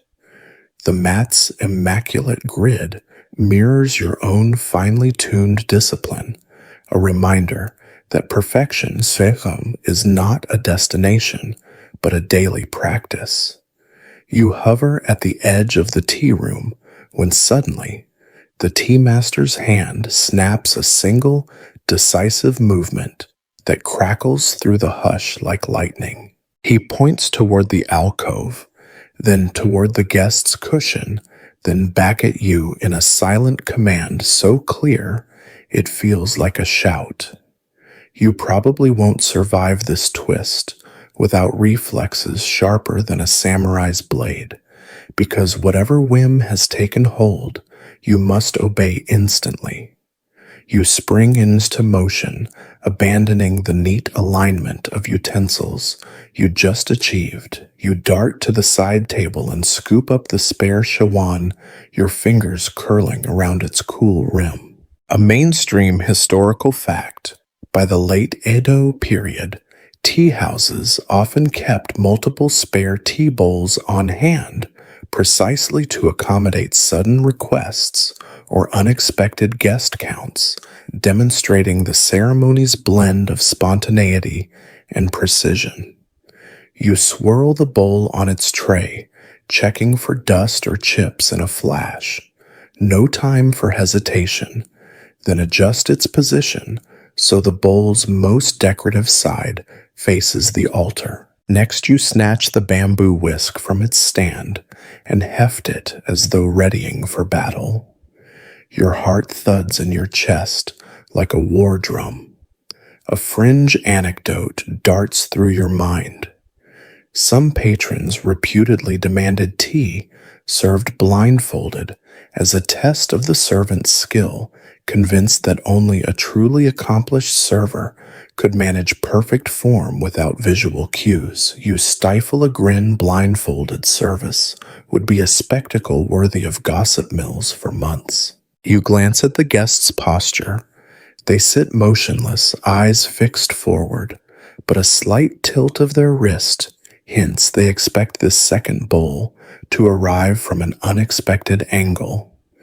You recall a scholarly debate on whether such patron whims originated with high-spirited daimyo in search of amusement or evolved from tea masters' desire to demonstrate total control over every variable. The texts offer no consensus, but here your own instincts must bridge history's gaps. Without pausing, you pivot and approach the low hearth. The kettle's water has simmered since your last check, and wisps of steam curl from its spout like ethereal dancers. You tip the kettle, slightly pouring water in 3 swift arcs into the new chawan. The matcha powder, already measured and awaiting in its caddy, shimmers as it waits for your whisk. Your sleeve brushes the lacquered stand, leaving a fine smudge you mentally file away for later correction. You whisk the tea in brisk M strokes, the bamboo tines, tracing invisible letters in the bowl. Foam blossoms quickly condensed into pillowy peaks. You flick the whisk with a practiced flick, sending droplets like startled fireflies outward, none landing on the tray, of course. A light joke surfaces. If you shed one more drop, your whisk might need a performance review. Now, the tea master signals again, this time pointing behind you. You pivot on your knees and realize you must serve from the rear of the guest's cushion, an unconventional angle that demands silent choreography. You slide the tray into position with a soft click, keeping your palms level as if balancing a shrine offering. The guest raises an eyebrow, a silent invitation to proceed. You extend the tray to the rear, your back facing the guest. Without looking, you gauge distance by memory and muscle. You slide the bowl forward until its rim brushes the guest's fingertips. A mainstream detail, such reverse service techniques were sometimes used in secret tea competitions, ranks of servers demonstrating who could serve from unseen positions. You feel a fleeting thrill today. You are in that hidden contest. The guest's shoulders loosen, and you sense approval in the slight upward tilt of the bowl as they lift it toward their lips. Silence blankets you, but in your mind a fringe rumor echoes. Some tea house rebels once slipped a tiny origami crane into the bowl's base during reverse service, surprising the guest when the crane surfaced in the final sip. You resist the urge to add crane-shaped petals. You're far more disciplined than that. As the guest sips, the master's gaze settles on you. You hold your breath, then let it out in a silent exhale that quivers through your core. You've executed the whim flawlessly, guided by centuries of unspoken technique and the pure adrenaline of surprise. A scholarly aside whispers many tea scholars argue that such whimsical service elements were later romanticized in Edo-era dramas rather than common practice. Others maintain that courtly eccentricity effectively blurred boundaries between ceremony and performance art. You slide the used utensils onto the side tray, wiping stray droplets with the fukusa as you go. You work in smooth motions, though your heart still pounds like a festival drum. You press the cloth against the tray's edge, erasing any missteps, ensuring the next ritual begins on a pristine stage. The guest sets the bowl down and bows a singular movement that carries both delight and admiration. You bow back, chest low, and the tea master finally breaks his silence. Very good. His words, though sparse, land like petals on still water. You rise, allowing your knees a moment's rest. A light joke flickers. Next time, will the master demand tea served Upside down, you scrunch your shoulders in mock dread, then refocus. There's no room for jest until the ritual resumes. In the sudden quiet, you glance at the alcove's blossoms and the garden's raked gravel visible through the open screens.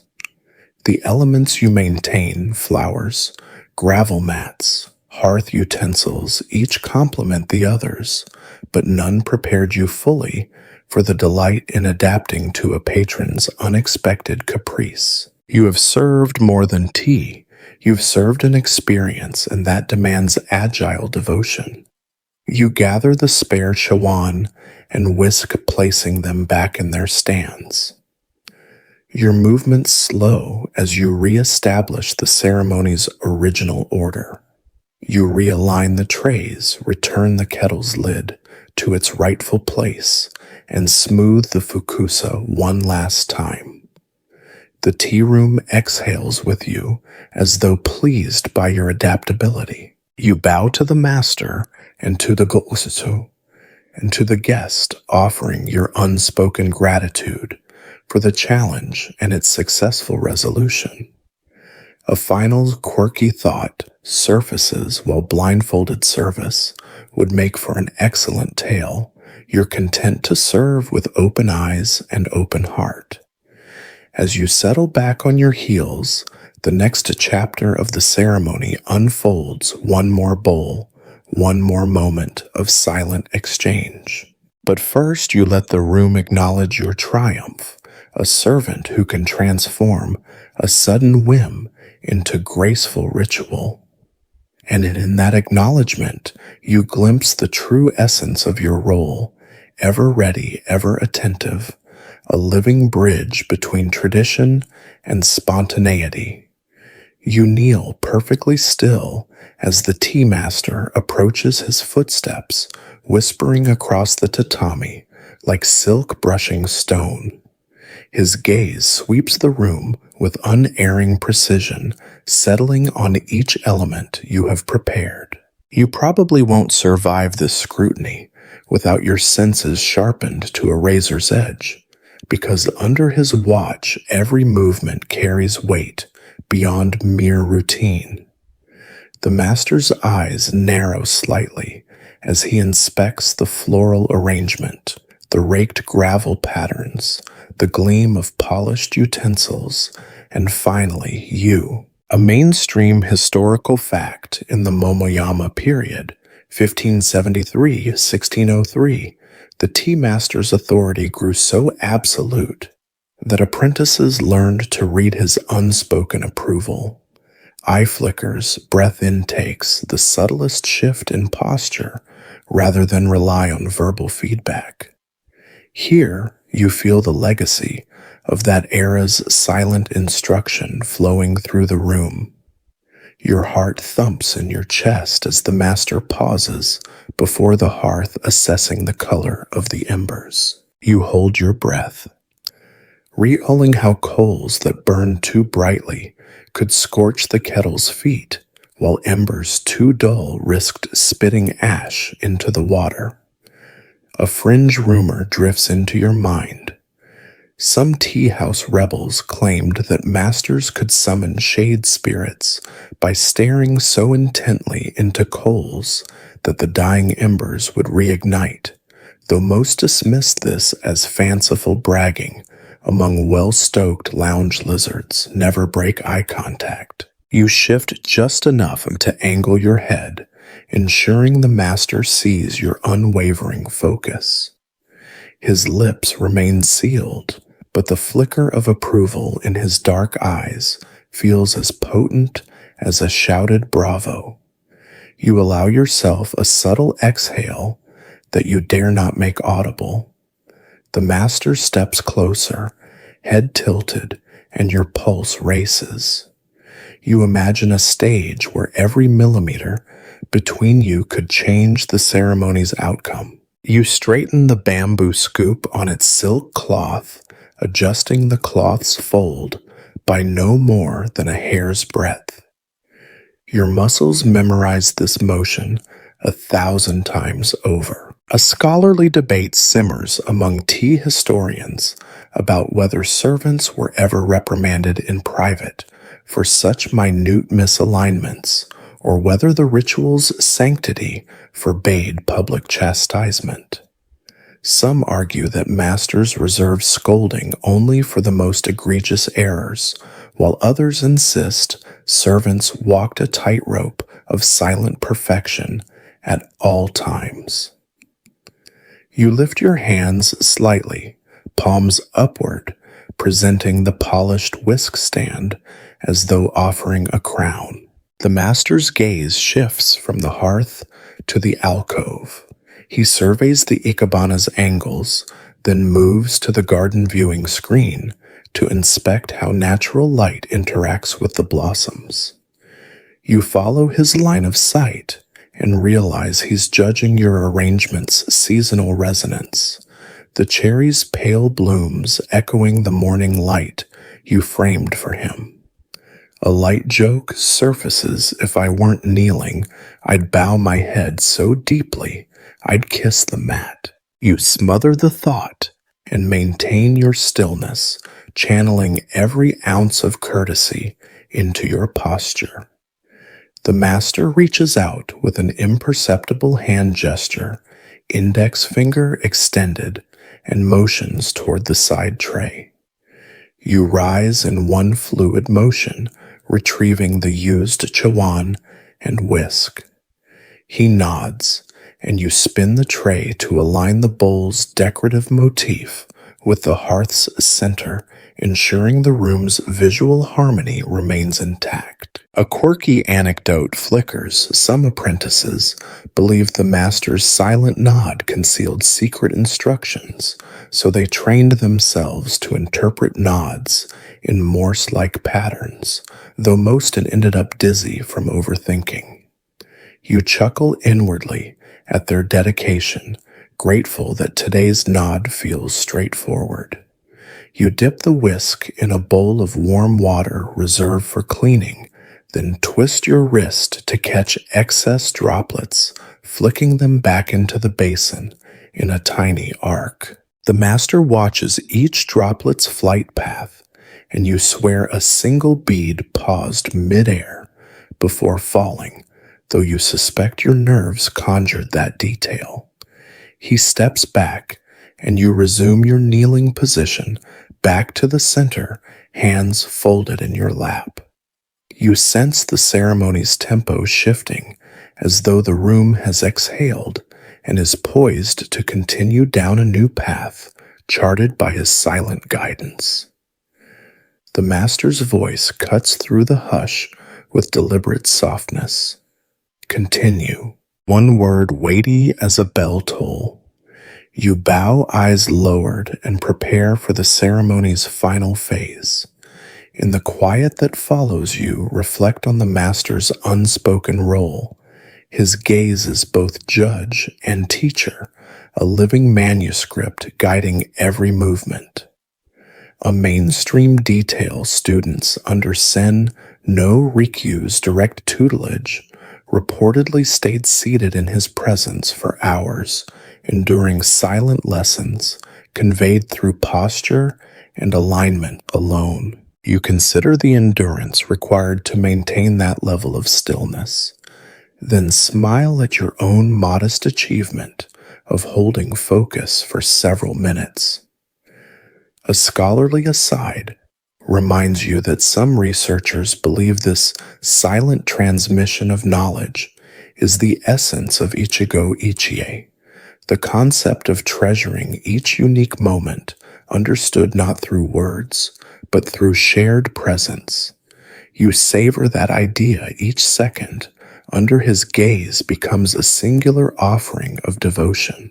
As the hush deepens, you steel yourself for the next sequence, storing utensils and closing the day's duties. But for this charged interval, you simply exist as living embodiment of centuries of ritual, a servant whose every breath carries the weight of tradition, whose every blink gauges approval. You bow once more, longer this time, to the Master's invisible standards. In that reverent arc, you feel both humbled and exalted, reminding you why you endure this path each dawn. Then as the Master turns to signal your next move, you let your muscles release their tension, ready to translate his silent will into graceful action once again. You rise from the tatami as daylight wanes the room's lanterns, casting long shadows that stretch across the polished floorboards.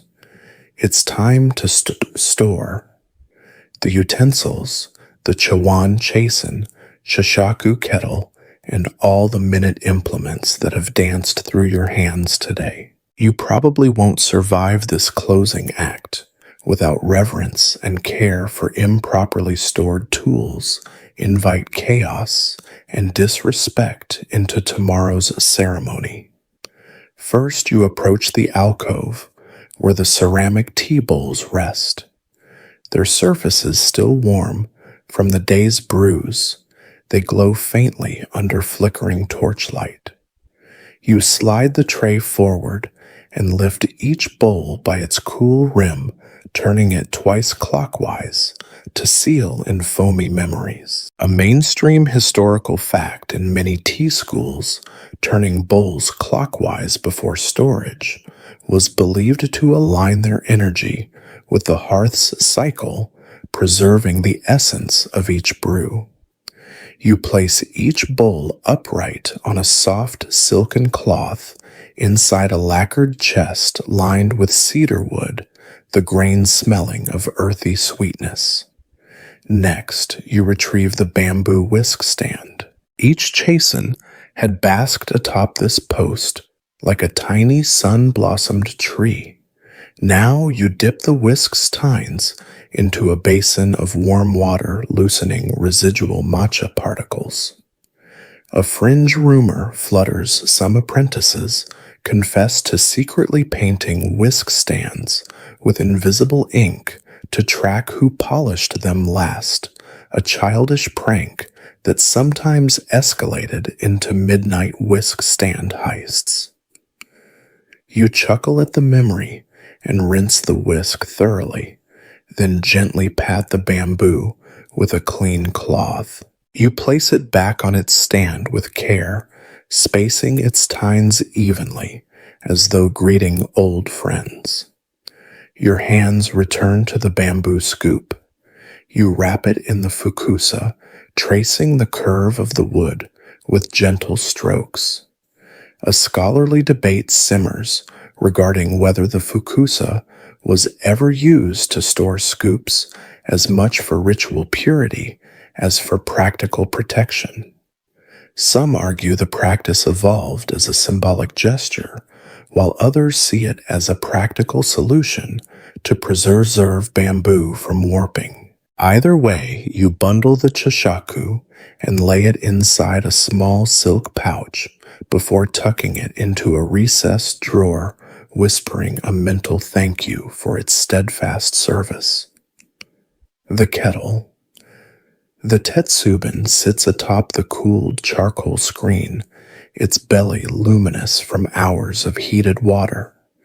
You lift it by its sturdy handle, feeling the last warmth pulse through your fingertips. You pour remaining water into the basin used for washer service, then wipe the kettle's exterior with a damp cloth, coaxing away soot and ash.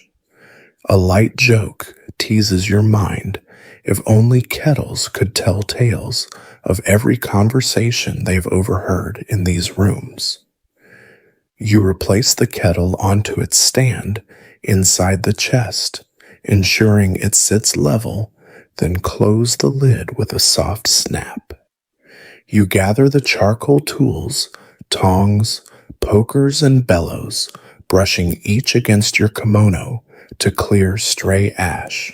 You place them back in their wooden box, shutting the lid so lightly you half expect a spirit to slip inside and rest. Mainstream texts note that charcoal implements were often stored separately to prevent ash contamination, reflecting a deep understanding of purity's role in the tea ceremony. A fringe anecdote suggests that some servants buried retired charcoal under the tea house's foundations as an offering to hearth deities. Though no excavation has confirmed this charming superstition. Turning back to the preparation table, you align the small side tray and retrieval tray, wiping them with the fukusa until their lacquered surfaces shine. You fold the cloth and return it to its chest niche, spacing every item as though composing sheet music for tomorrow's encore. A scholarly aside whispers in your mind the exact placement of tools during storage varied among tea schools, encoding secret lessons in drawer layouts known only to initiates. Finally, you step aside as the master enters his figure, framed by the garden's dark silhouette. He surveys the closed chest and nods. You have stored each item in its rightful place, sealing the day's ceremony like a treasured scroll. You feel a profound calm and a twinge of sadness, as if the room itself exhales at the end of a long performance. With every ritualistic shutter and latch, the tools vanish into shadowed compartments, transforming back into mundane objects until sunrise revives their sacred roles. You pause at the final latch, hand on cool lacquer, and reflect each stored utensil carries not just physical form, but memory. The echo of every whisk stroke, every polished curve, every flower arranged. The chest stands closed, but its contents pulse with the day's labor. A light joke surfaces as you stand tomorrow. These same tools will demand your devotion once more, their silent presence already awakening your anticipation. You bow deeply to the closed chest, a gesture of respect for both tool and tradition. The master's single word slips through the hush rest. It's an instruction and a blessing. You bow again.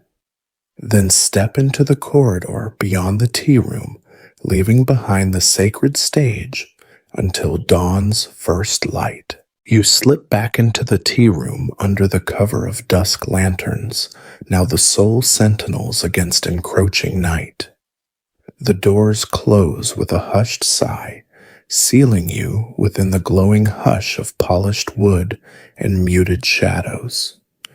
Tonight, your final task awaits the silent night watch of the tea room, ensuring its tranquility remains unbroken until dawn. You probably won't survive these hours without nerves as steady as aged bamboo. Every creak, every shifting curtain must be met with vigilance. A mainstream historical fact, in some daimyo estates, servants were assigned overnight watches to guard treasured tea rooms against thieves or malicious spirits, reflecting the artifact's immense value and perceived spiritual potency.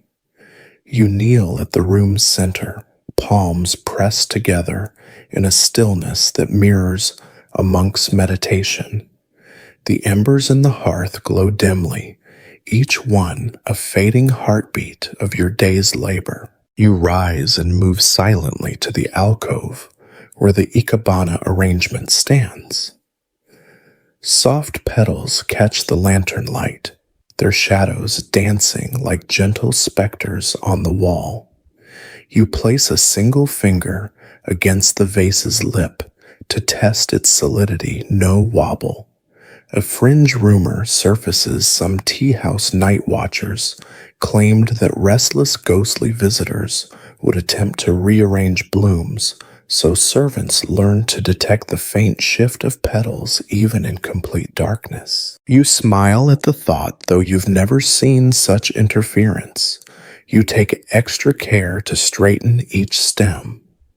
Next, you pass to the preparation table and adjust the chastened stand, realigning the whisk's tines to catch the ever-dwindling light in perfect symmetry. A scholarly debate lingers on whether these night inspections were purely protective or doubled as silent practice sessions to refine technique. Some texts describe servants kneeling for hours, whisk in hand, honing form under moonlight.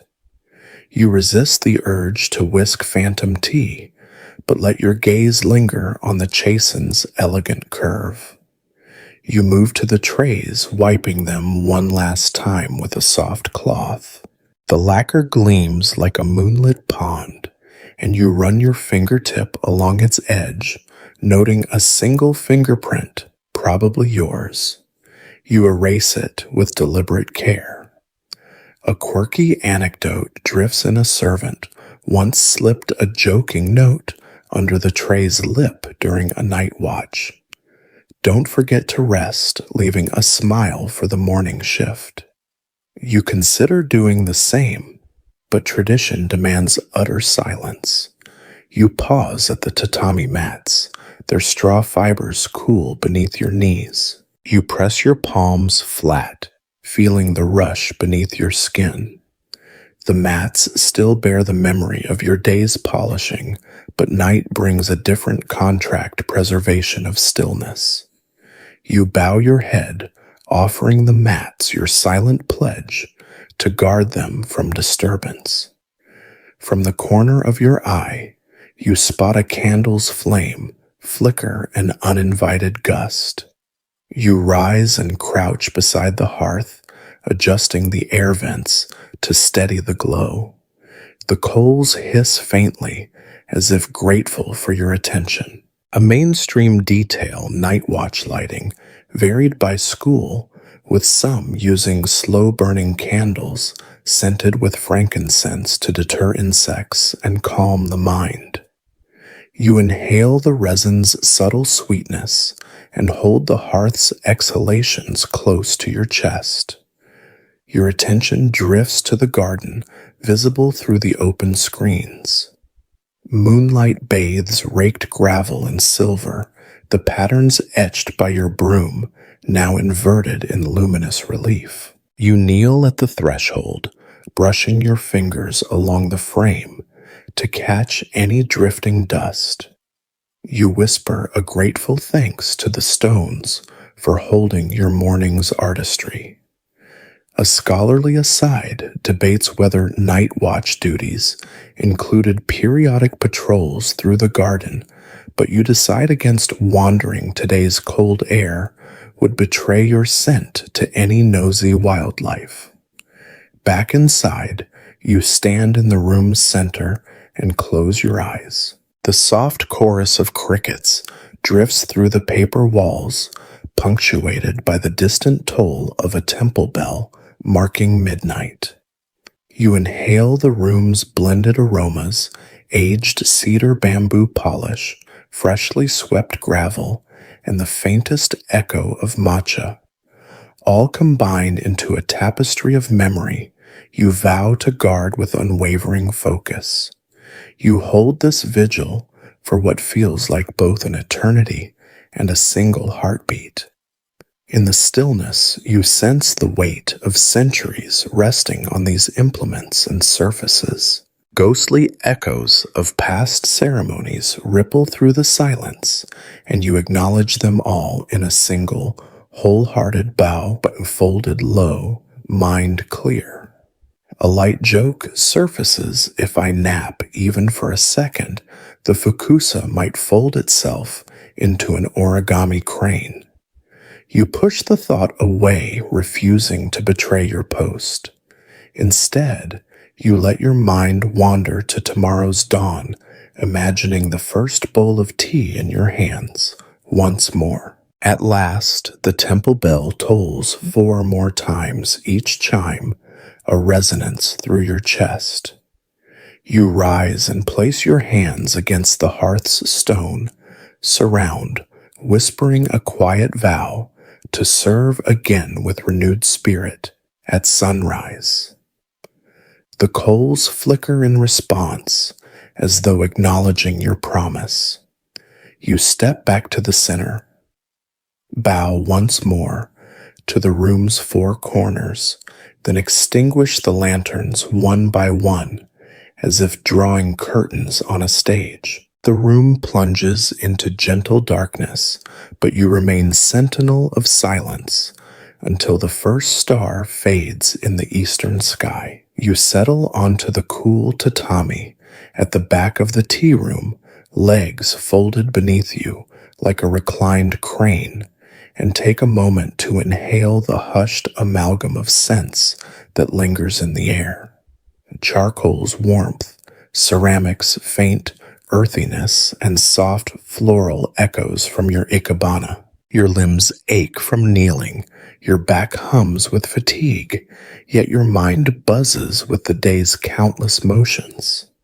You probably won't survive this final reflection without honoring both your body's exhaustion and your spirit's quiet satisfaction. A mainstream historical fact: by the early Tokugawa period, 1603 to 1868, tea ceremony servants were expected not only to master utensils and movements, but also to cultivate an inner calm mirroring Neo-Confucian ideals of self-discipline and reflection. You close your eyes, recalling each task in reverse night watch's vigilant stillness, the careful storage of shawan and kettle, the master's silent nod sweeping the garden, serving surprise bowls, arranging blossoms, and so on, layer upon layer of ritual folding into memory.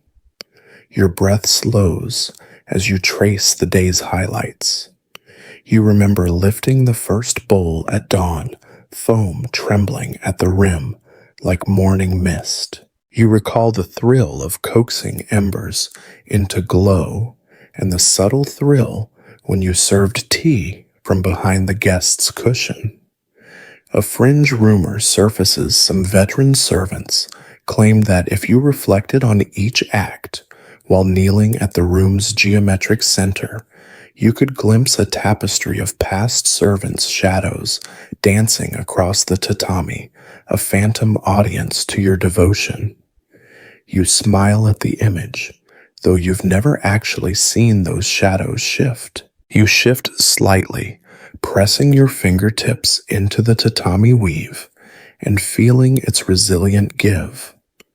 A scholarly debate simmers on whether these final reflections served as genuine meditative practice or simply marked the end of a long shift before servants retired to their quarters. Some historians argue that reflection fostered self-improvement and spiritual growth, while others insist it was a perfunctory moment before physical rest. You decide it matters little whether ritual or necessity. This pause unites ceremony and servant in silent communion. Your eyes open and trace the room's corners. Each element you tended stands in poised harmony. The closed chest housing your tools, the hearth's embers reduced to soft white ash, the side trays cleared of drips, and the vase's blossoms curled and inward for the evening. You acknowledge the day's cycle, complete a living mandala of utility and beauty. A quirky detail flutters in your mind. Some tea house lore held that if a servant recited the names of every tool used that day, each in honorific form, before kneeling for reflection, the utensils themselves would rest easier awaiting tomorrow's service. You mouth silent honorifics, gosoba, gokama, gochasen, and feel a flicker of warmth as though the tools have heard your gratitude. You lift your gaze through the open screens to the garden beyond. Moonlight slants across raked gravel, the lines you drew now silvered by starlight. The cherry blossoms droop slightly in the night's hush, petals tucked toward the earth. You ponder whether the garden watches alongside you and imagine it nods its bonsai branches in approval. Your mind drifts to tomorrow's tasks, fetching dawn's water, polishing new embers, folding fresh fukusa. Already anticipation tingles in your fingertips. Despite your fatigue, you feel a spark of eagerness. This daily cycle is both trial and sanctuary, grind and grace. You cradle that paradox like a treasured talisman. A mainstream note reminds you that tea ceremony records from the Kanzi era, 1624 to 1644, mention servant diaries, notebooks, where servants jotted reflections on ceremonies and personal growth. Though most are lost, scholars still argue whether these diaries were mandated instruction or private meditations. You wonder what you might record if asked each nerve, each spark, each whispered nod. You release a slow breath, letting tension seep from your shoulders. Your chest stills, and you feel your heartbeat align with the room's soft pulse. You sense the weight of history beneath you, centuries of ceremony, countless hands guiding vessels, and fire a lineage of silent devotion that courses through your veins. As you settle more deeply, you offer a silent vow to rise again at dawn, to serve with renewed care, to find new subtleties in familiar tasks. You bow your head, resting your forehead against clasped hands, merging body and mind in a single gesture of gratitude. Your eyes slide open, and you gaze toward the alcove one last time. The blossoms lean inward like sleepy siblings, and the alcoves scroll. The master's own calligraphy seems to glow with understanding. You nod to the scroll and return, acknowledging the shared cycle of teaching and learning. Your hands slide into your lap, and you whisper under your breath, "Thank you for this chance to serve." Though no voice is meant here, the words resonate in your heart. You rise slowly, bow once more to the room as a whole, and step back through the screens. The tatami sighs beneath your knees as you withdraw, leaving the tea room to its sacred quiet. Now, as you lie down in your simple quarters, the day's gentle echoes still hum at the edges of your mind. Each movement you performed, the careful polishing, the precise folding, the soft whisk of tea rises and falls like a gentle tide, lulling your thoughts into soft, rhythmic waves. Your body, though weary, feels warmth ripple from your core to your fingertips, a comforting afterglow of quiet triumph. Imagine the hush of the tea room, the faint residue of incense weaving through your dreams. Rest now, as the charcoal embers rest in their ash bed, slowly cooling toward dawn. Let your breath mimic the slow hiss of steam rising and dissipating without a sound.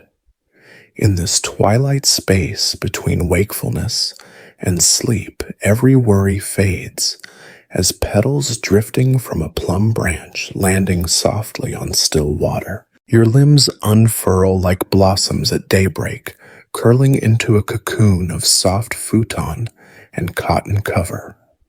Feel the gentle press of blankets, a tender embrace that mirrors the supportive fukusa draped over your hands earlier. Allow the memory of raked gravel under moonlight to guide you into a deeper calm, each line a pathway leading you away from strain and toward serenity. In dreams, you might visit the tea garden at dawn, kneeling once more on dewy stones, carrying water on damp palms. Or you may find yourself whisking tea in moonlit silence petals, drifting on the breeze. Whatever vision comes, let it be soft, kind, and restorative, a reflection of this day's devotion. Sleep now is your next ceremony.